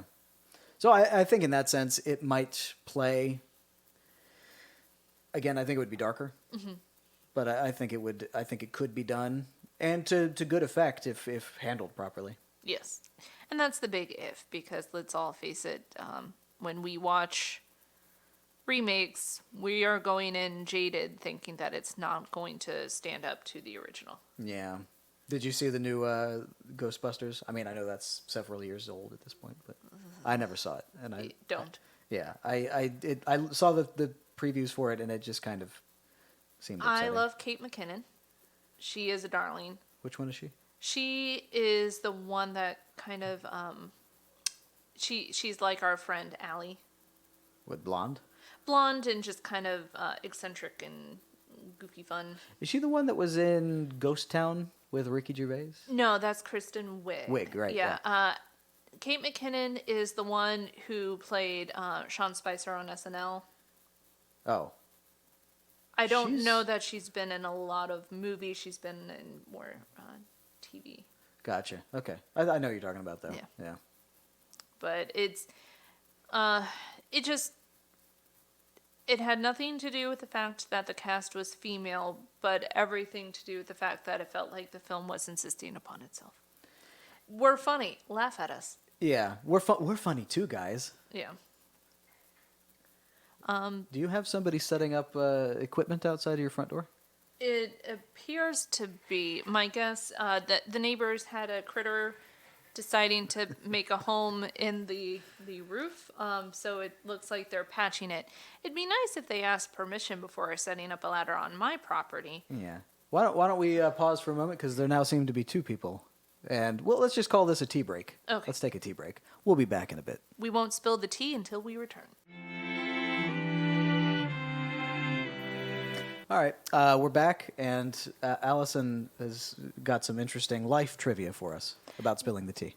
So I learned about spilling the tea thanks to RuPaul's Drag Race, and I believe that I'm not sure the origins of spilling the tea. I think it's when you're sharing gossip or something really juicy, and it's so shocking that ladies who were more dainty and sipping tea would spill their tea. They were so shocked by what they heard that their tea would just splatter. So spilling the tea is like dropping truth or expressing. So it's not necessarily you that's spilling the tea. You are causing someone else to spill tea because they're so shocked by what you're saying. Right, but the way that it's said in from the ways I've heard it used is more By sharing needles? let's spill the tea. So it's like a shared activity of gossiping or dropping information. Does sharing needles often spill tea on people? Sharon Needles, it's funny that you mentioned it. One of my favorite drag queens. I think that is the only drag queen you know by name from when I watched the show 100%. at your place. But I don't associate Sharon Needles with spilling tea. She, when she's in character, is, I think, a little more... She's not reserved because she's very theatrical. She's gorgeous and she's everything. Doesn't she also do stand-up? But I don't think... So spilling tea has a connotation of at someone's expense, and she is not someone who I think viciously attacks others for amusement. Unlike Bianca Del Rio, who is another famous drag queen, who all she does is attack people, but she does it in this dry, cruel way that is just, you will die laughing. I see. Or Latrice Royale, who doesn't necessarily spill the tea, but just gives good face to... Gives good face. Oh my gosh. When she gives the best reactions Oh. to when tea is being spilled. Like, if I could just pocket someone's reactions and use them as my own to show my disapproval or approval of something, I would do that with Latrice Royale. Oh, I see. I'm a big drag queen fan. I've seen a bunch of it. Not, I mean, against my will. I don't seek out any kind of reality show. It's true. When Zach and I first got to know each other, I forced him to watch a show about sci-fi makeup called Face Off. That is the best reality show ever, though. It is. He did not like any of the parts where the artists were working together or collaborating or talking. Just don't He talk. has a very deep hatred of people with sob stories. Oh, that's the worst part. Like America's Got Talent. Mm-hmm. I like seeing like when they're up there on the stage doing their thing, and maybe a little bit of the judging because it can either be interesting insight or funny. Mm-hmm. But the sob stories, oh, He is I don't care. He is of a strong opinion that just because you had a traumatic upbringing or Yeah. a sad thing happen Keep to it to you, yourself. it doesn't make your talent good. And that's not what we should be rating in a talent program. We should be Exactly. rating the talent. Yep. Show us what you can do. Yeah. I don't care how hard you can cry. I care how hard you can sing. What if it was a talent of really hard sobbing? That'd be interesting, I guess. They get severe dehydration based upon the If you can pass out from crying, the on, enormity of their tears. yeah, on command. If you can pass out from crying, that's I'd watch. You've never cried so hard you've hyperventilated? No, Oh, I guess you've never seen Dumbo.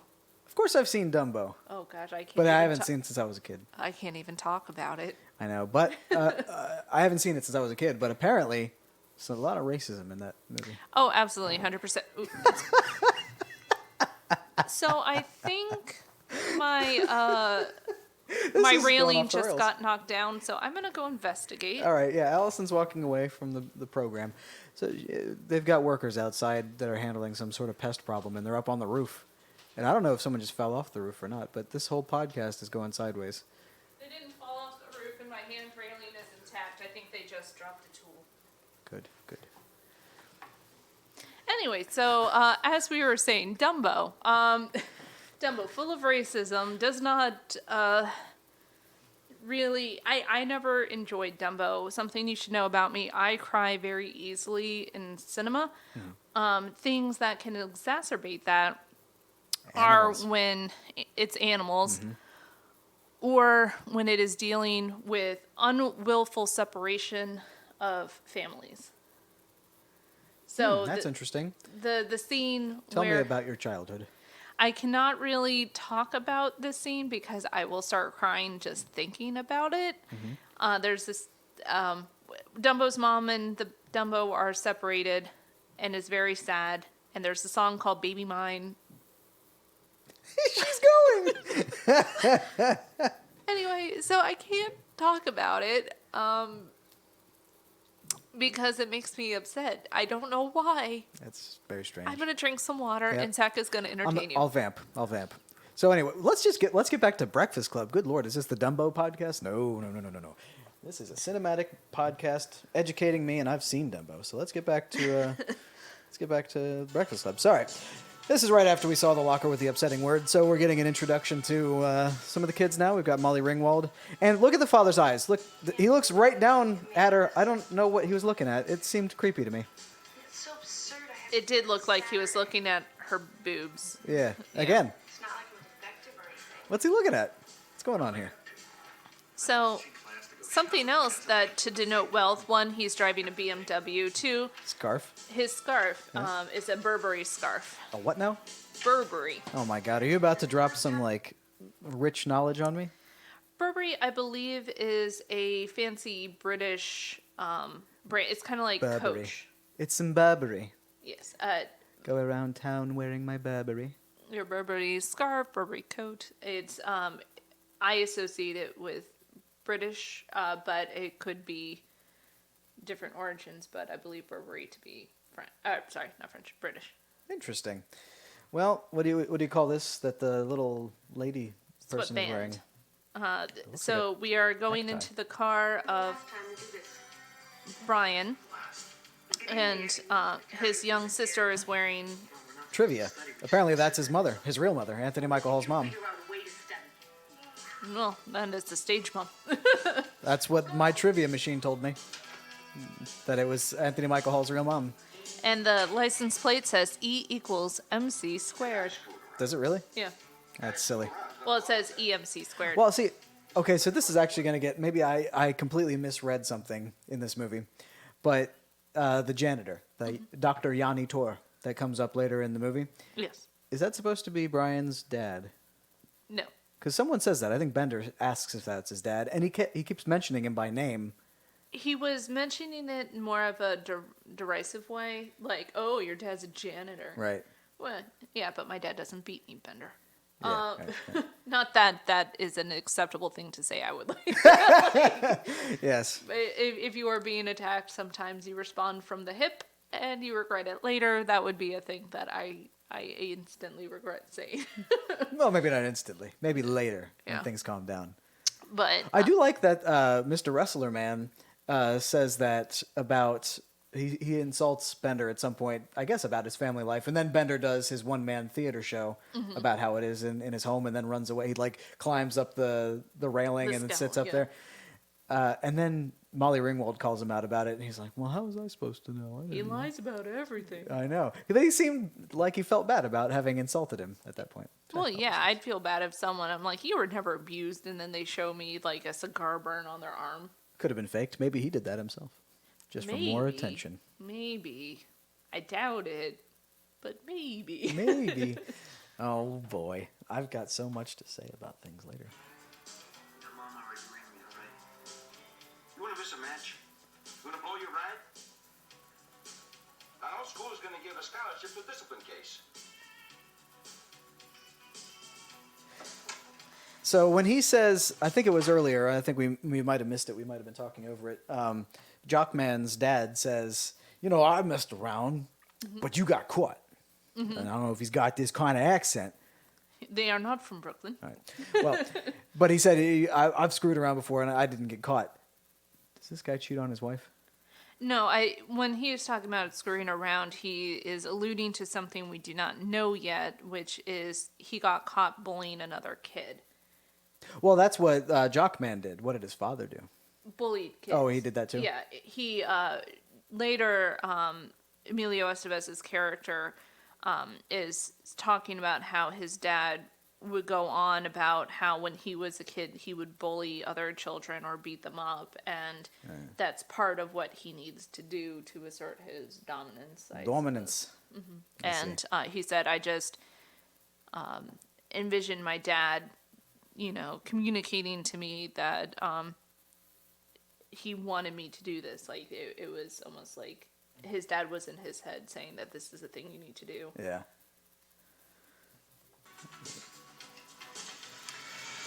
Fun trivia, the large sack that he's carrying that we would later determine is filled with lunch is actually a grocer bag from a local chain from the Chicago area. Right. Obviously, this town is fake, but that is a real grocery store chain in Chicago. So they got a grocery bag from a Chicago-specific store. Yeah, and neat. brought it. And I will say that the car almost hits Bender there, and he kind of swerves a little bit to the left to kind of avoid it, but he pretty much stays on his stride. And the camera doesn't cut there. I mean, he really almost did get hit by that car. That must have been a really trustworthy stunt driver. So, funny story, not related to Breakfast Club, but Rosemary's Baby. Mia Farrow was forced to walk through a New York City street, and the director shouted at her, "They'll stop for a pregnant woman." Hopefully. Hopefully they recognize that. And later, she had the thought, "No, I'm going to die. No one's going to stop." They were more likely to stop for the guy with the camera. You're right. So about Judd Nelson. I told you earlier that he actually was off camera acting like his character, and he was bullying Molly Ringwald. He actually almost got fired for doing this. Really? Too method. He was too method. Yep. Yeah. So let's see. I'm just looking at my notes. So what year did this movie come out? 1985, year of my birth. So it's set in 84. That's fascinating. Well, they probably started filming it, wasn't completed until 85 and released to the general public. They should have used ADR to fix that. ADR. Oh, ADR is when you record stuff after the fact in a movie. So when you record the movie, the actual visuals and the audio at the same time, and you need to fix something in post, by putting your own voice recording. Usually the camera cuts away from the person speaking, and you record new audio. That's called ADR. Oh, It just fixes audio problems. I learned something new today. Yep. I know a lot about the process of making movies. I'm just not, I guess, well versed in old movies. It's true. Zach has a deep appreciation from my knowing him of films that do unique and creative things with either dialogue or cinematography, visual effects, practical effects, anything that is kind of groundbreaking in that way. But I have an entire category that I have added to entice him to watch certain films, which is basically snarkiness of the lead character, because he seems to delight in that. I do like a snark. I like a little bit of snark in my characters. Yep. Yeah. Yep. So, we learned something about me today. This school is so flipping nice. I just wanted to say that again. I mean, look at this library. We were saying that it has all this nice natural lighting and all that, but it's just so big. And they've got like this glass room over here and a second floor of a balcony, or I don't even know what you'd call that. And a beautiful loft? card catalog back when we used the Dewey Decimal System. And what is that statue? I wonder. I wonder if that was made for the movie or if that came with the school. The modern art. I'm not sure. But it's about to be modern art soon with Pimento Loaf. Exactly. And also, Judd Nelson's going to be humping it at some point. Which is always fun. Dancing on it, humping it, same difference. Yeah. I want to congratulate Ooh. you for being on time. Excuse me, sir. So I don't have I think there's been a mistake. a marker for this, I know but it's whenever the teacher says to Judd Nelson, I don't think it belonged in if you here. mess with the bull, you get the horns, is that the first time that expression is used? Now, Or was he quoting something that was already a popular expression at the time? have exactly I don't know. 8 hours and 54 minutes I was to kind of think about fascinated by why that. Because he also does the hand motion. He puts the pointer and pinky Yeah. fingers out. It does look like a bull. Yeah. And the sign language apparently is if you do this with one hand and you put your fist by your other elbow and explode out, it's bullshit. Yep. I knew that one. I like that. I learned that from working at Barnes & Noble Oh, you did? from someone who studied ASL. Oh, I see. I don't even remember where I learned that. All right, people, we're going to try something. I think from me. Might have been. We are going to write an essay. So at 7:50, No less than 1,000 words. we see another occurrence of. There we go. Quick question. Does Barry Manilow know that you raid his wardrobe? Give you the answer to that question, Mr. Bender, next Saturday. Uh-oh. Don't mess with the bull, young man. You'll get the horn. There you go. So he's about to say another It's a brownie hound. a brownie hound. Is that another gay joke? I don't know. That's something that I found also in a BBC article that was released in 2015 discussing if this film aged well, and they also did not know. I mean, it could also be like a brown noser who's just sucking up, like doing what he can to make himself look good. It kind of reminds me of in the Mighty Ducks where the kid referenced to I haven't the seen that. wealthy kid. Oh gosh, he calls him a cake eater, and I was like, is that a Marie Antoinette reference? I bet that just means he's soft. You're not going to be honest. Soft, or I thought so wealthy he eats cake. Oh, you've got cake money. So childhood Allyson wanted it to be Marie Antoinette. All right, so okay. Next thing I have is at 10:30. The principal is just leaning in his chair trying to. Oh, did I miss that? Where he leans out. I loved that moment because it's so ineffectual. He's trying to assert some sort of like dominance over this room from afar by leaning past a wall. I like how he didn't have an actual attendance because we are later to find out that Ali Sheedy did not belong in detention. She just had nothing better to do. Yeah, and I wasn't sure if that was true. Is she also lying? Well, we are made to believe that that is the truth. That is Because it's never undercut later. right, and so we think. I love. They both take their jackets off at the same time, and then Anthony Michael puts his back on, and then he like rubs his hands together like he's cold and puts his jacket back on.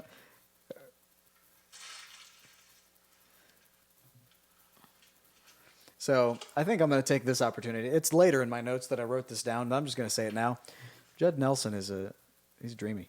Oh yeah, he is He is a heartthrob. Yeah. But problematic in today's viewpoint with some of the behaviors he exhibits.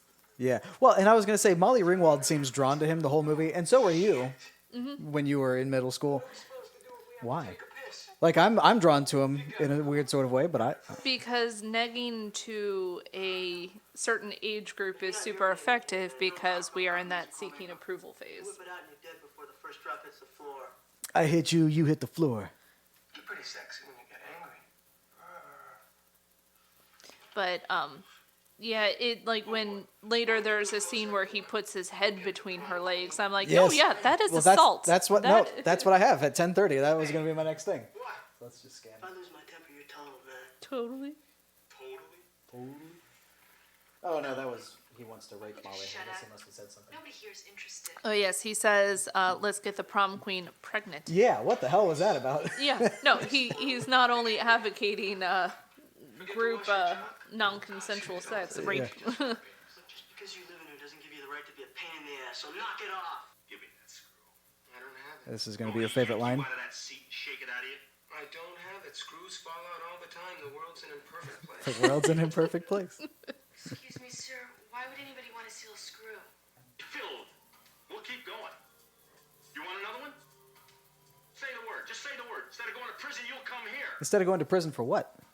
Whatever future crimes he commits. No. Oh, okay, so this is a future threat. Yeah. I see. Another one right now. I've got you for the rest of your natural There's born this life, if very you like to funny stand. version of this interaction on the Not Another Teen movie. Oh, I haven't seen that either. So that one is less important to see. It's still pretty funny. It has Captain America before he was Captain America. Isn't he from Boyston? Chris Evans? I'm not sure. I don't know where Chris Evans hails from. But Thought it might have been Boyston. so there's a scene with three gentlemen, and it's the same interaction, and they actually got Paul Gleason in to reprise his role for the Okay. feud. I'll show it to you at our next break. Okay. Well, so the next thing I have, going to prison, and everyone calls him the criminal. Mm-hmm. Why is he a criminal? What's he done? He has drugs in his locker. That is a criminal act. Come on. He has a switchblade. Oh, I wanted to bring that up. That was not scripted. That was his knife. Oh, that's charming. That was his knife. He just brought that to the set. They didn't know he was going to pull that out. Oh, And he just did. excuse him while he whips that out.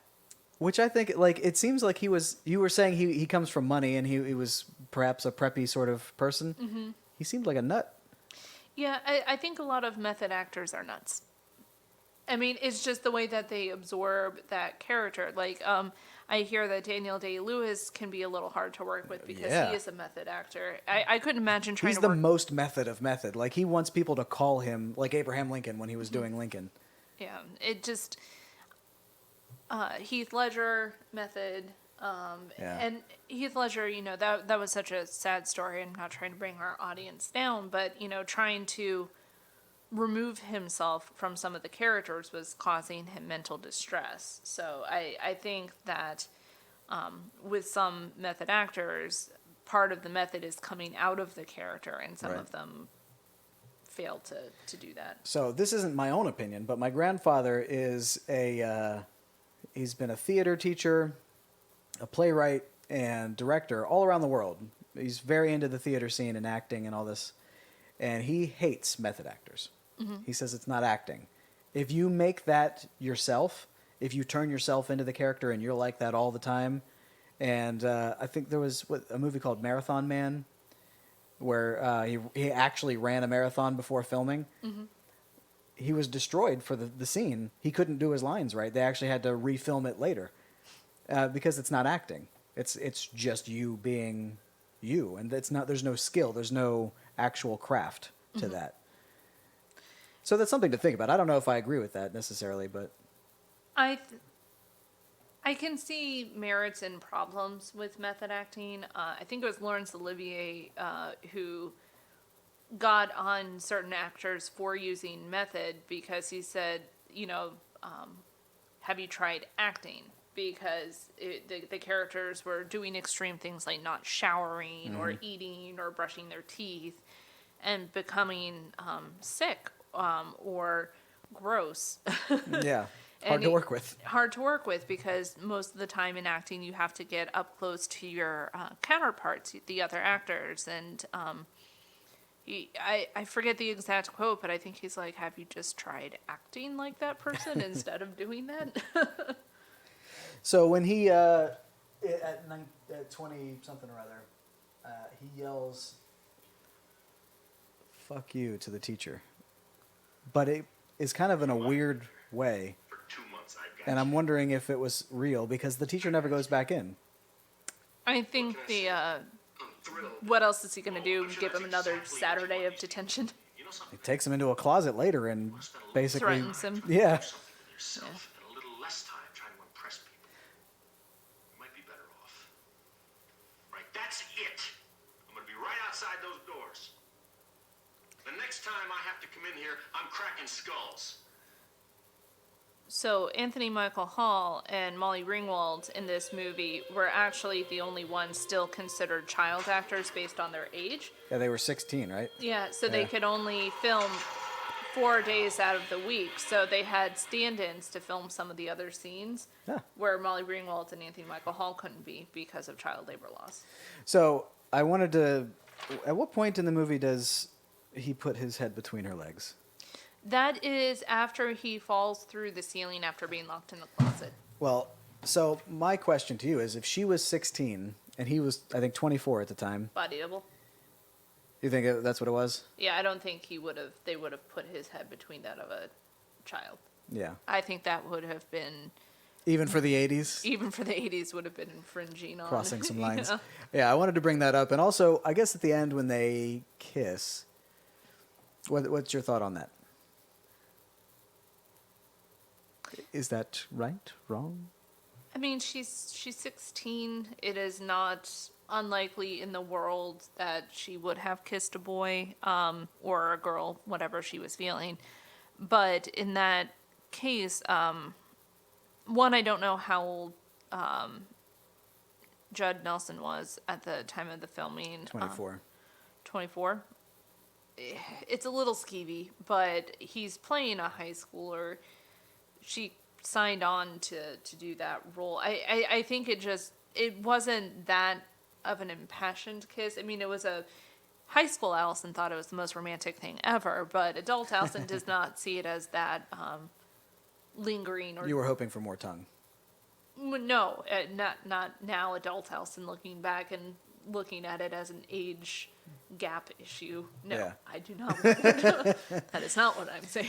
Well, so my thought on it is if you're going to have a child actor kiss anyone, including another child actor, you're not actually witness to a real life relationship. So I think the age gap doesn't matter so much.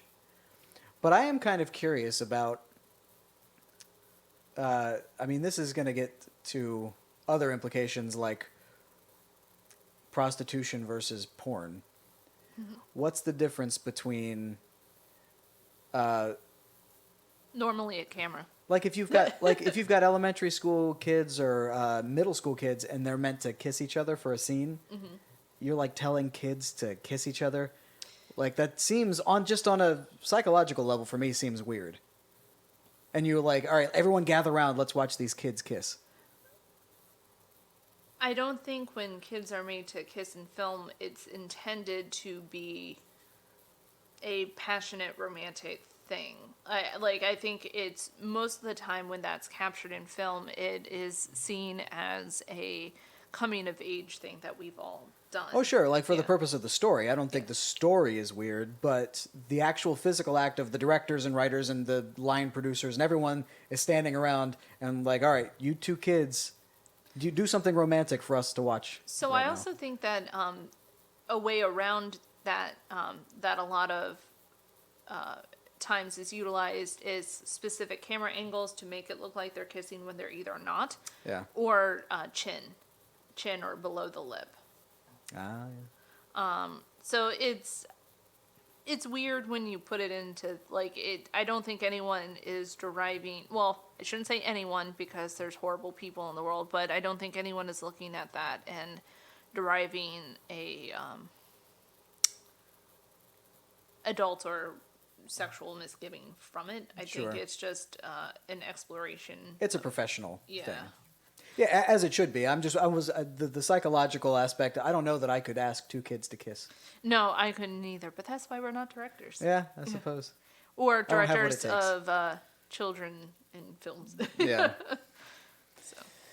Anywho, Well, that took a deeper turn. Stop doing that, Zach. Gosh. well, no, I was curious about it. It was from the fact that she's 16 and he's 24, which I think making people kiss, like even making adults kiss, I guess is kind of psychologically just weird for a person to do. But I guess if you're professional, you're in that world, you're used to it. But Yeah. but having a 16-year-old kiss a 24-year-old, I mean, if that were a real relationship, that'd be something I guess to worry about. But Yeah. if it's for a movie, I don't think there's much wrong. Yeah. Okay. Just looking through my notes. Oh, so when she sprinkles her hair dandruff on her Ugh, I picture. hate that scene. How dry is her scalp? Get her some Head and Shoulders. Yeah. So apparently that was Parmesan cheese. Oh. Well, there you go. I figured they would have some more Hollywood, like a pre-made dandruff tub, just for any movie Hollywood they need. dander for all of your Hollywood needs. Doesn't it seem like appropriate? Like Hollywood would just have supplies like this laying How around? many movies often use dander that they would have like an Acme dander brand? Well, it doesn't get used very often, so it's always available. It's aged dander. Yes, it's wise dander. So at some point, Judd Nelson, I think, I could see you getting all bunged up for them making you wear these kind of clothes. he insults Anthony Michael Hall. You're a neo-maxi zoom dweeby. A neo-maxi Zune dweeby. It's kind of Latin. What the hell does that mean? Was that a thing in the 80s? Were you No. ever considered a neo-maxi Zune dweeby? When this film came out, I was born, so no, I don't think I was ever called that. Oh, so you think it faded out of popular lexicon? I don't by think that it point? was ever part of popular lexicon. I think that was a Bender original. You think it was a better original? Well, apparently he was doing a lot of improv, including apparently the scene near the end where Anthony Michael Hall admits that he almost tried to kill himself, or did try to kill himself or something. Mm-hmm. He had a gun, Flare gun. but it was a flare gun. Mm-hmm. Apparently that entire scene was ad-libbed. Really? The entire scene. That's what I read anyway. And that's one of the more powerful scenes. Exactly. That I feel like they must have given them some Some story guidance? beats. Yeah, Yeah. story beats that you have to hit here, here, and here, but how you get there is up to you. Mm-hmm. I would guess that's how they did it, but it didn't say Gosh. that. Yeah. For like emotional resolution for characters Mm-hmm. and like really big plot points to have just been ad-libbed just seems crazy.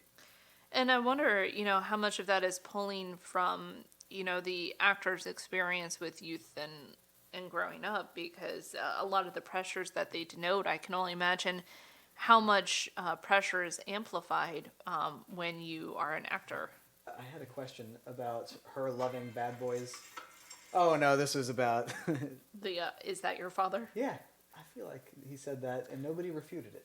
Well, it's, I think it was alluded to the fact that he was just being rude to the janitor, and the nerd at the same time. Be like, huh, the janitor. Yeah, but neither of them denied it. I feel like John Malkovich was trying to indicate that what's the name of the director? Hughes. John was- Malkovich. Imagine if John Malkovich directed this movie. Oh gosh, It'd be a more offbeat movie. it'd be weird. It'd be real weird. But don't you? I think that he was trying to indicate that really was his father. It's not. Did we ever see his father? No, but Do you think he's a more educated man? I didn't say that. I think that the interesting thing about the Classist. janitor is Allison that was he. raised to be classist. I'm not being. I'm trying to explain why he's a very interesting character. He's dynamic. Sure. Saying that he observes and is the eyes and ears, and Yeah. I think he's a very interesting character. However, later when he's mocking Anthony Michael Hall's character, he's also saying, life at Big Bride's house and Mr. Johnson. the janitor's name is not Mr. Yeah, Dad. Let's do your homework on the boat. Gee. Isn't life swell? But that picture he paints alludes to a certain acumen of education and wealth that he is not subscribing also to the janitor. But I think that was all of. Well, that's a good point. But I still think you're wrong. You're entitled to have- your incorrect opinion. I have no more counter evidence to provide, but I like the idea that his dad was a janitor. And Zach is a contrarian. no, I'm not. You can't prove a damn thing. That's silly. Okay, so I want to know if you can tell me what on earth they're whistling. You guys think I'm just coming in touch with a peasant, sir? Peon? See, that's what Allyson thinks. Maybe so. She thinks he's a surf Oh, a I've peon. roamed around after shitheads like you for the last 8 years. I've learned a couple of things. Although I want to say about him, you're saying he was an interesting character and he's the eyes and ears. Well, he catches the teacher dude looking through their classified files And blackmails the crap out of him. but doesn't actually do anything. Like, he doesn't help. He made $50. Yeah, he made money off of the children's exploitation. But we also only know that these characters, these And he had some beers. 7 characters are in the school. They are the only people at the school. What was he else supposed to do aside from what he did? Sound the alarm. Yes, sound what alarm? The fire alarm. We don't Call- exactly have cell phones. Like the Zach Morris phone is not. No, but he can't. Well, he can't take snap He would have- evidence pictures, but he can tell the principal what he found. But the problem is he can't until Monday. Yeah. He's not going to be. I'm going to go get on the telephone. They didn't have telephones back in the 80s. Well, no, he could, but I just don't think that it was. Get him on the really- horn. Get the I don't president think on the horn. he cares that much. They should. He cared $50 worth. Exactly. So what you're saying is that this lowly janitor I never called him that. is also a scumbag No, and just takes bribes. no. He puts the educator in his place for being horrible. Takes his money. He takes his money, but he also educates him that, you know, it's not the children that have changed. You've changed, and That's you're true. scared that they will not be there. He for you. drops a little tea on him. Yeah, he spills the tea. He drops tea, spills tea. He casts shade and spills the tea. Yeah, did he sashay away? Kinda. Yeah. In a very janitorial kind of way. He sashayed in a janitorial way. Ridiculous. Okay, so what do we have? Do you have any other notes, things you wanted to analyze? I'm just going through my timestamps. And So the whistle scene, I most know that song from. The letters? Look through your lockers? it's supposed to be around here somewhere. There it is. I mean, it's tone deaf. There we go. I feel like I recognize this song, but I don't know. Is it from, like, Peter Pan? It's I associate it with. Oh gosh, now It's either Bridge Over the River Kwai or The Dirty Dozen. The Dirty Dozen. Uh-oh. Teacher Man's come back. So do you know the name of the song?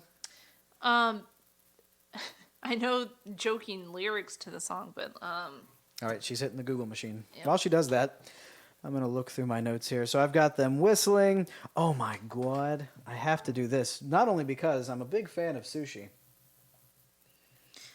but by God, this lady, Molly Ringwald, I don't care how rich you are. Look at this.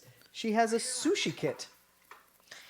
She's my got- problem with that is how long does that sushi keep? How cold is that room? Because Apparently it was food cold. poisoning. Apparently it was cold there. Yeah. But even if you could keep it well, who packs sushi? But who has like the board and everything like that? That's, I mean, you grew up rich, and I don't think you said you ever had a sushi board. I mean, not until I was an adult and bought one and a sushi tatami mat so I could practice rolling my own sushi. Do you take it on the go? No. Yes. So it is the song, as I thought, from Bridge Over the River Kwai. Okay. It's called the Colonel Bogey March.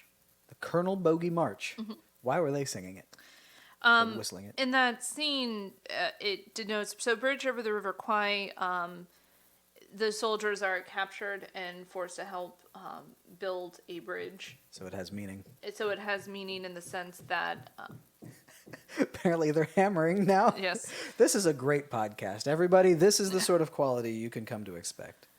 It was often whistled by British prisoners of war during the film in A a Great Escape. Japanese prison camp. Oh, I was just Bridge over the River Kwai. Yeah. No, I thought there was going to be another one. British officers. It serves as a symbol of defiance and optimism in the face of adversity. And so it does too. Because they're supposed to be having their spirits broken, so they're whistling this joyful jaunt. So that is the correlation to Breakfast Club. They are supposed to have their spirits broken, and they're just enjoying life. I think So, that makes a damn lot the of man. sense. Yeah. All right, so here we've got a scene where they've gone into the gym, and Bender's playing basketball. Oh, he had run a distraction. And he wants to be an airborne soldier. Who, Bender? Well, that's the song that he sings. It's an airborne song. So he's now in the gym, and Teacher Man caught up with him, and says an expression here that I think is fantastic. And I don't know if it's a real expression. I've never heard it before, but I also want to know what it means. Get your thoughts on it here. When you're out of here and you forgot all about this place, and they've forgotten all about you, and you're wrapped up in your own pathetic life, I'm going to be there. That's right. And I'm going to kick the living shit out of you. Oh, boy. I'm going to knock your dick in the dirt. I'm going to knock your dick in the dirt. Yeah, it's knocking you out so you go face forward and fall into the dirt. What's his dick got to do with it, though? That is a part of the front of you. In my experience of male anatomy, which I don't have, Yeah. So you say. so I say. But it sounds like he's kicking him dick first. No, it just meaning he's knocking him out so he falls into the ground. Most likely, when you fall forward, you're going to hit the lower extremities before the top ones. So, I mean, physically it makes Do you sense. think, like, if you're unconscious, I feel like his head I is... have not knocked out a lot of people. Well, yeah, but also, unless you are extraordinarily well endowed, your head's heavier than your dick. Yeah, but your head is falling down, but the lower extremities will still hit the ground first. Nah. I mean, What about his knees? His knees hit first. his knees hit first, but then the groinular area. The groinulars? The groinulars. Yeah, but I don't know. It sounds silly. I like it. You like it as an expression? It's hilarious. But is it something that you ever heard before? No, but I didn't question it either. I just accepted that as a threat. It certainly sounds threatening. It's like two Knock hits, your me dick hitting in the you, dirt. you hitting the ground. Yeah, but I don't know. It sounds... Just something about dick and dirt. Yeah, Yeah. I like it. So anyway, and I also had a note about this scene in general, which is that it kind of rang false for me. And maybe that's because Judd Nelson is older than he's supposed to be, but he's big. He's imposing, like me. And I just feel like he wouldn't take this sort of threatening from an older guy that's, I think, shorter than him. I feel like he could take him. He's got a knife. So I think it is alluding to a certain vulnerability of the character. Oh, so you think he kind of represents his dad here? Kind of. And the fact that, like he said, if Judd did anything, no one would believe that he did not instigate it first, and whatever happened subsequently was not self-defense. He wanted him to hit first so he could have this fight with him. But if the fight took place, Judd Nelson's character would have taken all of the fall for it. Yeah. It's not right, but that's, I mean, I think there is truth in that. I agree with that. But I also think that before he said that, it seems weird that Judd Nelson sat himself down and isn't standing up beforehand. I think... But I can kind of also see, especially once he said that, but also he might see him as kind of his father, and once he, like a father type figure, and since he fears his father, I think, once an older man starts acting that way toward him, maybe he immediately goes into that mode where he just shrinks back inside himself. And think about it also further. While the actor is 24, he is playing a child. He is playing a teenager. Right. And so, people who experience trauma, I think, can sometimes go into themselves in this way, this kind of fear, fight or flight response. He is escaping kind of inwardly. I think it's a fear paralysis almost, because like you said, maybe he identifies this character as his father, his age type. Yeah. Or, Yeah, not necessarily a father figure, but he's the right age, and he's a man, and he's kind of being dominant right now and yelling. and saying that no one will believe you. I can't imagine how that would make a person feel. Right. Like, just, it's, just that kind of unapologetic hostility. Yeah. Yeah, I can see that. All right, so here we've got when Bender sneaks back into the room, he's fallen through the floor, and he's about to get a little rapey. In my office, and I heard a ruckus. It was the Wu-Tang Clan. They brought it. Watch your tongue, young man. Watch it.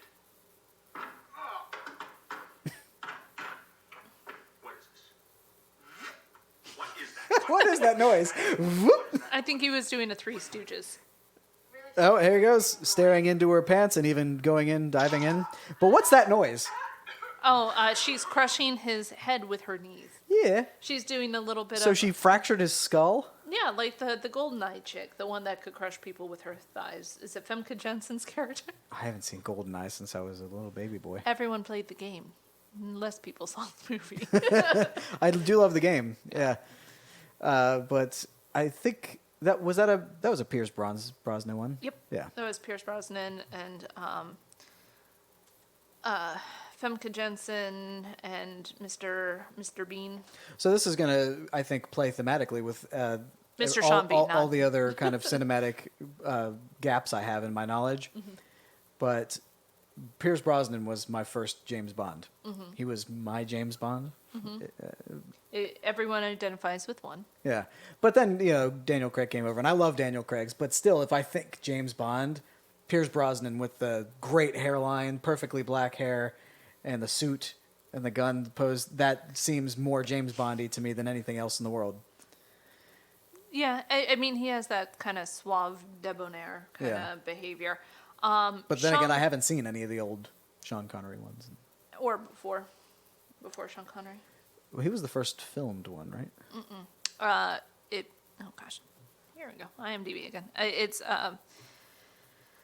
so there is great debate amongst the James Bond fandom about who is the true James Bond. Well, I know there was a radio play or something with that was the original, and then but I thought that Sean Connery was the very first filmed. No. So the film. Sorry, I'm trying to pull it up because there's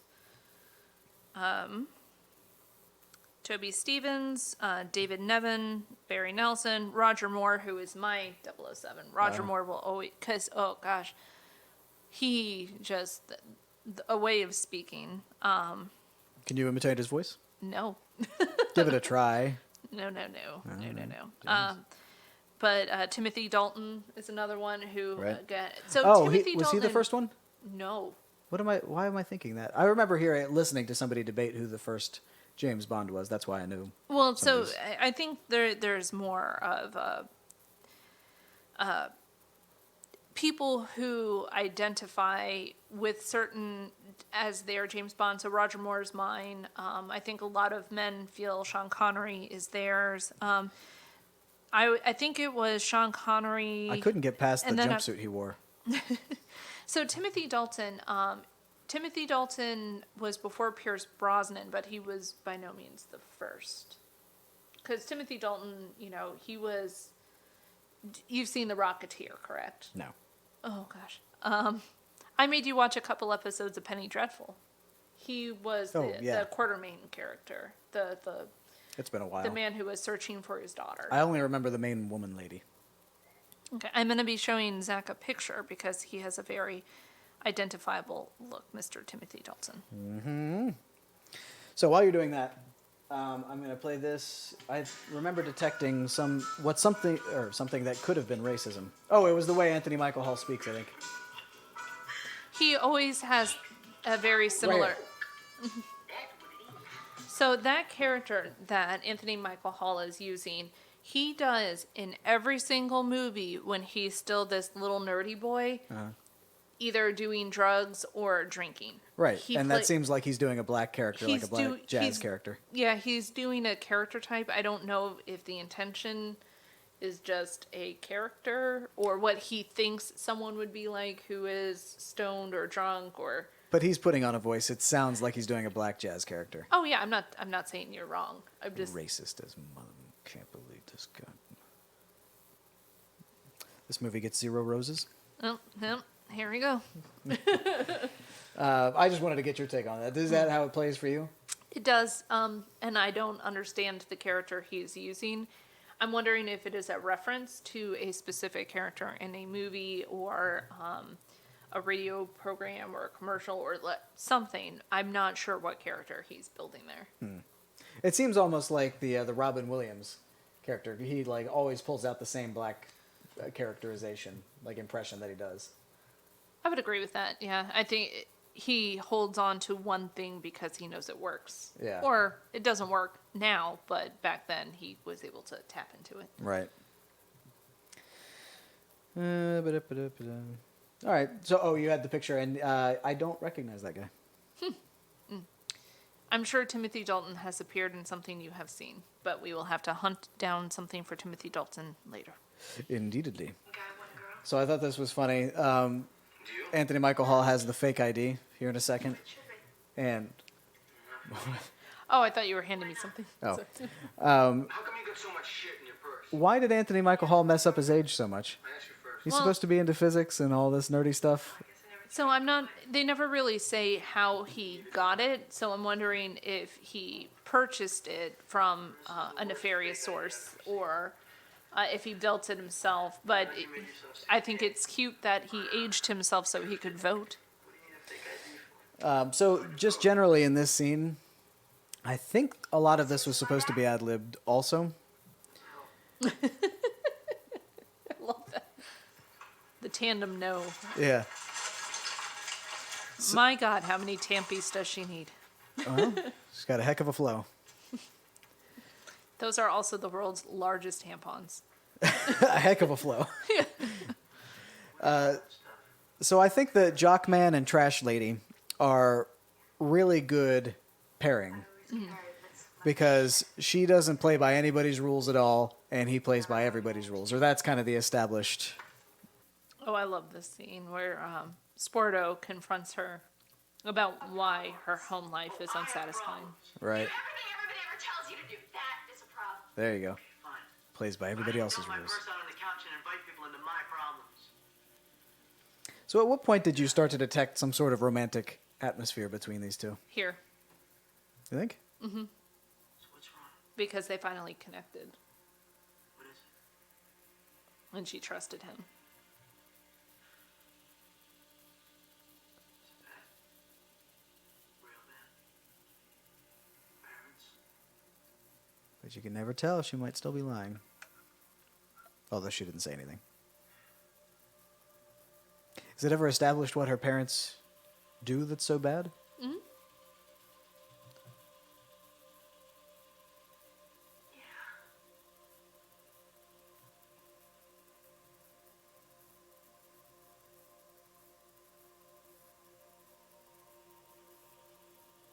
What did they do to you?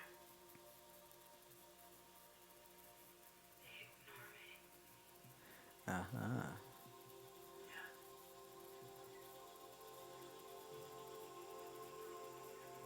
Now that is some teenage emotion.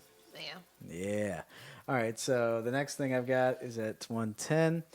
So something else I want to comment on the movie just in general. It's got kind of the hallmark of an older movie where it doesn't cut the camera a lot. Mm-hmm. It'll rest the camera on someone for a while. And there aren't a million angles for the one person talking. It's pretty much just the one angle. Mm-hmm. And it'll kind of cut back and forth between people as the conversation's going. And I love that. I think modern movies cut way too often. And Or not at all in single shot films. which I like. And I mean, they use tricks to actually cut the camera where it looks like they don't. Mm-hmm. But yeah, I like that. I think that especially modern action movies, like you can get through a 30-second fight scene and the camera cuts, 100 times. You can cover up a lot of non-professional technique with cuts. Exactly, yeah. And that's what I like about John Wick. the John Wick movies. You can watch a fight scene in that, and the camera maybe cuts once, but usually doesn't cut at all. That's a movie I have to start like 15 minutes in. Well, the first movie anyway. Yeah. I don't think another dog dies. I think that's the only dog that dies. Yeah, I have, again, Well- just extreme problems with animal death in movies. I think you need to do the same thing with Game of Thrones. So I watched, I didn't like all the animal death in Game of Thrones. I know, but only First 5 episodes, well, Sansa's direwolf dies. yeah, well, is murdered. Yeah, is murdered. That hurts. Yeah, Especially in the lady book. did not do anything. I know. She was perfect, just like her owner. Well, what's wrong with Sansa? You wouldn't Well, know. this is not a Sansa discussion, so let's Breakfast Oh, okay. Club. Breakfast Club. No animals in Breakfast Club. Well, unless you count the teacher. Well, And Judd Nelson's behavior. manimal. And at an hour 13, I thought it was. Oh wait, no, we didn't even get to the funny line where he says that she says that he can't think for himself, and he says she's right. I thought that was so funny. That doesn't seem like. Just very deadpan. Yeah, it doesn't seem like something a human would say. She's right. I can't think. Well, when they pulled the tape off, most of his hair came off and some skin. Oh, he's telling the story of how he Tape buns together. taped some butt cheeks together, and then later jokes about it, Yeah. which I thought was kind of weird. Well, he's already been contrite. So he's had his moment of contrition. Now he can go back to laughing at that kid. I think he was Exploiting his more, suffering for I laughs? think he was more mocking himself, saying, and that's when he's offering. He's like, "I have no talent. All I can do is like tape your butts together." Yeah. He's not mocking that kid in particular. He's mocking his crime. I guess, but still, it seems. It seems in bad taste. Yeah. Jet! Win! Win! Win! This is later in the conversation, and I just pulled it here because I thought it was really funny that Anthony Michael Hall has fallen asleep. You know, sometimes I wish my knee would give. There he is. And I would be. That's ad lib too. He was so bored by the conversation, fell asleep. I thought he was covering his face. Well, he is. Not because he's sleeping, because he's just overwhelmed by the emotional experience. I don't know. It's my theory that he fell asleep because when he pulls his face up, He wipes away tears. I didn't see any tears. Yeah. I think your old man and my old man should get together and go bowling.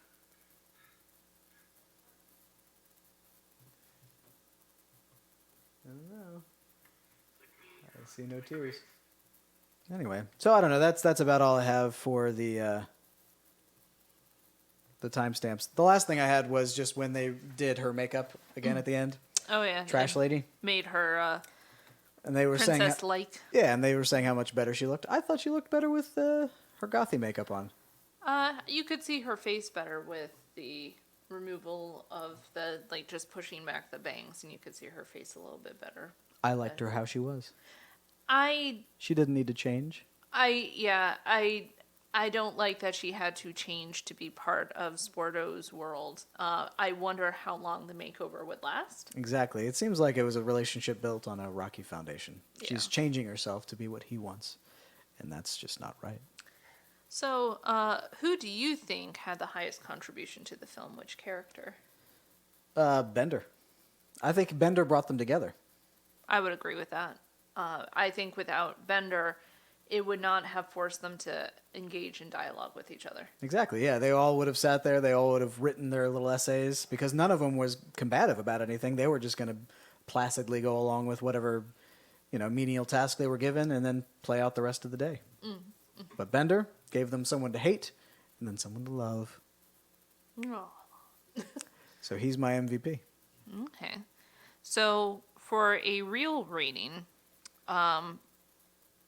my nostalgia rating was high. 10. It was a whole bushel. It was Or a bouquet. bouquet. Yeah. Whole bouquet.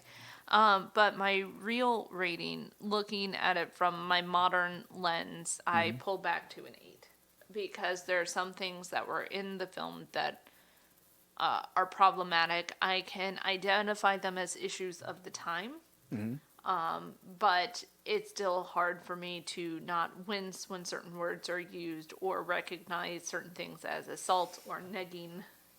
So what specific things made you think that the quality bar was dropped? That would bring you back from a 10 to an 8. One, the diversity of the cast. I think it would be more impactful if there was more diversity. It would have more voices, more things to focus on. I think having diversity of voices is a good thing, and that should be encouraged more.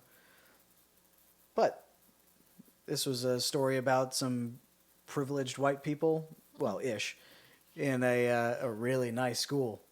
So I think that sort of... I think that diversity still would have been a thing at that school. It definitely would have added something. Yeah. I think that just, it would have made a more powerful story to have more diversity in the group of kids.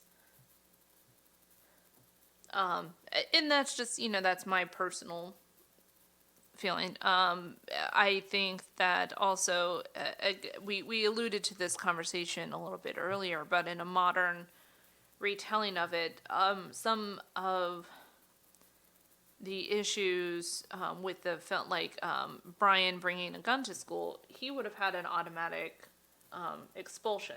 It wouldn't have even been a conversation. He also would have needed therapy. Oh, yeah. Yeah. If he was actually trying to end his life, and he was End his stupid enough life, to think he yeah. could do it with a flare gun. And bring a gun to school. I don't like this kid that knows so much about physics but doesn't know that he can't kill himself with a flare gun. You could. You would just have to shoot the right way. Like, if you shot yourself in the mouth with a flare... this is going to turn into a bad thing. I do not advocate... Could you? I think it would hurt you. I think it would ruin, like, your face? Yeah. I think there's enough power in a flare gun that if you fired the right way, you could end your own life. Have you ever shot I'm just the firework victims, like they Well, an M80 certainly could do something, yeah. Yeah, I mean, because the point of a flare gun is that there's a pressure and a concentration that's happening. I've had an M80 go off in my hand. My cat just decided to dance under my feet, and it startled me. I've had an M80 go off in my hand, and I thought I lost my hand because I couldn't feel it for a moment. Oof. That's your brain protecting itself because the pain was probably so bad. Mm-hmm. But so yeah, it's looking back on a modern perspective on an older film, I can appreciate that it is a snapshot in time. But I think there are ways that could elevate it to the next level. That's all. That's the reason my real rating is lower than my nostalgia. Yeah. Well, I think that I would give it a... And see, this is where I'm gonna have a hard time. I guess we should give it, like, the maximum rating should be, like, the best this genre of movie could produce. Teenage drama comedy. Yeah. So I'm not not gonna a put it up lot. with The Godfather. No, well, So that's a different... because if The Godfather is a 9 or a 10, then this has to be several ranks lower. No, it's not The Godfather. If I did have to give it a rating in its own genre, Teenage drama comedies. I would say it's probably a 9, maybe a 10 even. I don't know. I don't know how you'd get better at portraying what they were trying to portray, which was a gentrified school. Yeah. but I mean, they were telling a story, and I think it doesn't matter what color the people are necessarily. I mean, I don't want people to be rejected because of what color they are, but they were telling a specific kind of story, and I think they did it really well.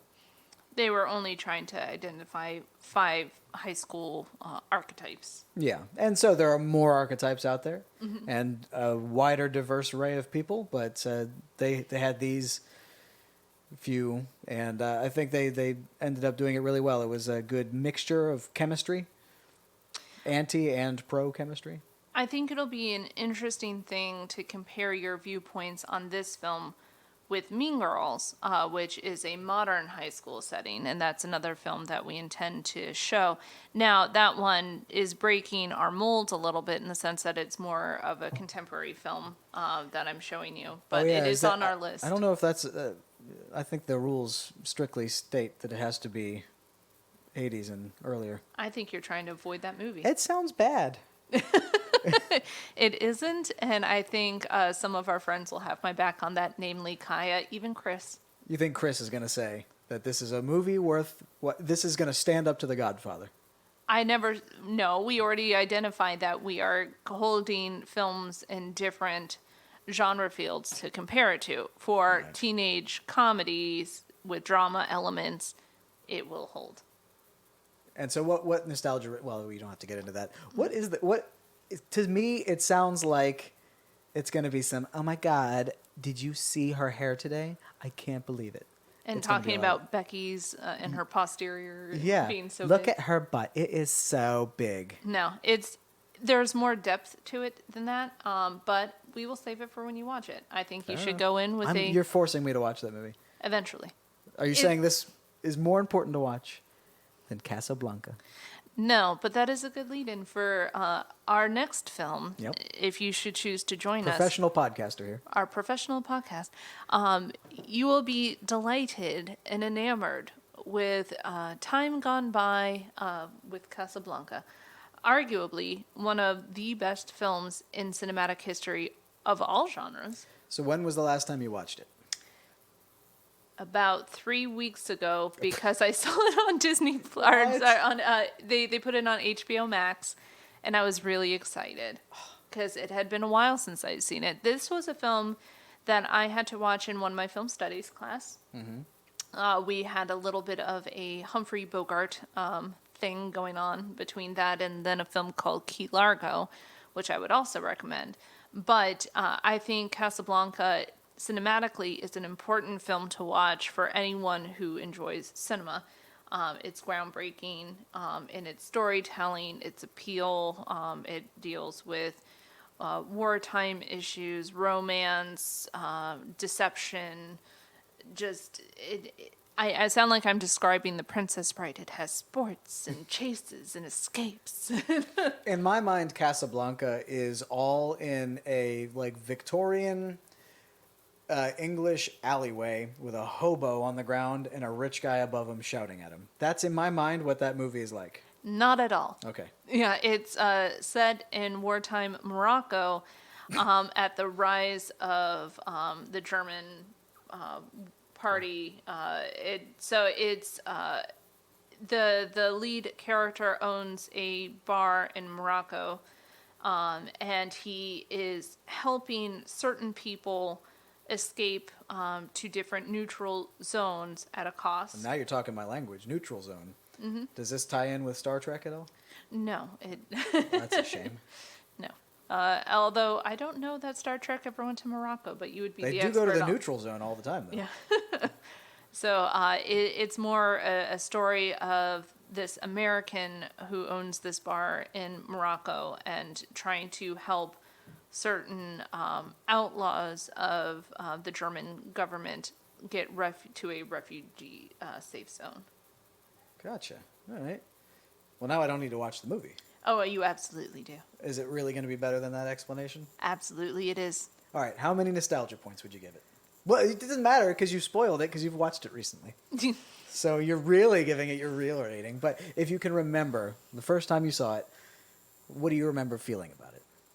Oh gosh, I was so intrigued by the characters and the story that they developed. There's this very powerful scene that I won't get into that takes place with an anthem of a certain country being sung, and just the emotion behind it was palpable. Was it Kazakhstan? Yes, it was the Kazakhstan national anthem. I love that song.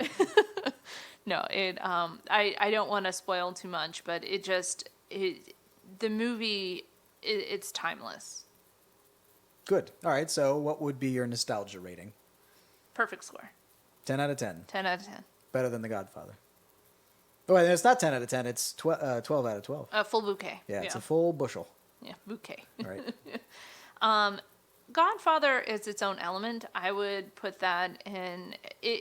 They're both dramas, but mafia movies, I think, are their own genre. And I would want to ask you, is The Godfather your pinnacle of the perfect movie? Because you keep referencing, how does it compare to The Godfather? Yeah, no, that's just the stereotype of the best movie. I don't know. It's a great movie. I have seen The Godfather recently. I have not seen 2 and 3. Okay. So, well, 3, I don't think Everyone anyone says would. it's not worth watching. Yeah, it's just not as good as the first 2. I will say that most people I know who are cinephiles often identify Citizen Kane as the pinnacle of the movie you need to see. But I argue, I've think heard it's refutations. I think it's important. I think it's groundbreaking. It was not my favorite film. Yeah, I've heard that it's, it was groundbreaking for the time, but viewing it with a modern lens, which is actually kind of the point of this podcast, so maybe it's worth watching, is that it's very boring. Yeah, it's important. And that's valid. I think that movies can go that way, can be great for the time and then end up being boring, but that doesn't diminish what it was. So, one of my favorite professors in my college years was actually our film studies professor, Ted Mikowski, who I'm friends with on Facebook, so we're still friends. Wow, that's fancy. He would argue that you can tell a good film is if you notice how sore your butt is while you're watching it. If you're distracted by the soreness of your butt, then maybe it's not that great of a movie, because a good movie will capture your attention. A good movie you'll stand up at the end and fall over because your legs are asleep. Exactly. And you won't have noticed. You would have forgotten everything. And we're not talking about, the movie theaters now that have those delightful reclining edges, because Your butt will never fall asleep in those. yeah, you can make yourself, as comfy as you want. It reminds me of The Simpsons, bed go up, bed go down. But back when I took film studies million moons ago, he described the butt scenario, and that's kind of what I hold true. Yeah, How sore is my butt? Yeah, I like that. Maybe that should be our rating system. How sore is was your butt?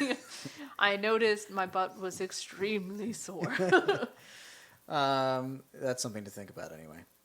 Okay, so you said that it's a perfect score, 12 out of 12 bushels. Yes, Casablanca is a perfect film. Gotcha.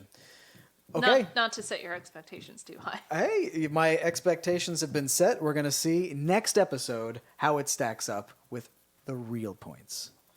Ooh, it Right? sounded like you couldn't see. There was even like a head motion, like he was challenging me. Heck yeah. I was trying to drop some tea or pour some tea on your spill tea? Spill the tea. Spill the tea. All right, anyway.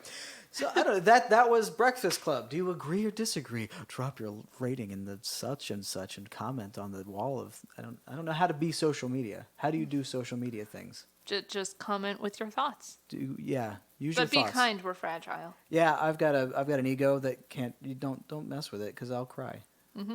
Like Allyson watching Dumbo. Yeah. Anyway, so thank you for staying with us. This has been a long episode. I feel like in the future they're not going to be this long, but we had a long intro because we were trying to introduce. My microphone's falling apart now, so it'll be all right. Thank you for listening. I hope you liked it. From me, my name is Zachary. Did I ever actually introduce myself? Good Lord. It's Allyson in the Mystery Man. Yeah, my name's Zach. I feel like you been did, good because we to- talked about your dog and your cats and your. Good to know you. and your Did I roommate. actually mention my name? It's weird to talk about yourself in such a way. My name is Allyson. My name is Zachary Duncan. Our theme music was brought to you by Julian Crowhurst of juliancrowhurst.com. A good friend of ours, used to work at Barnes & Noble, and is just wonderful with music. So thank you, Julian. All right, so for Rose Tinted Reels, I'm Zachary. I'm Allyson. See you next time.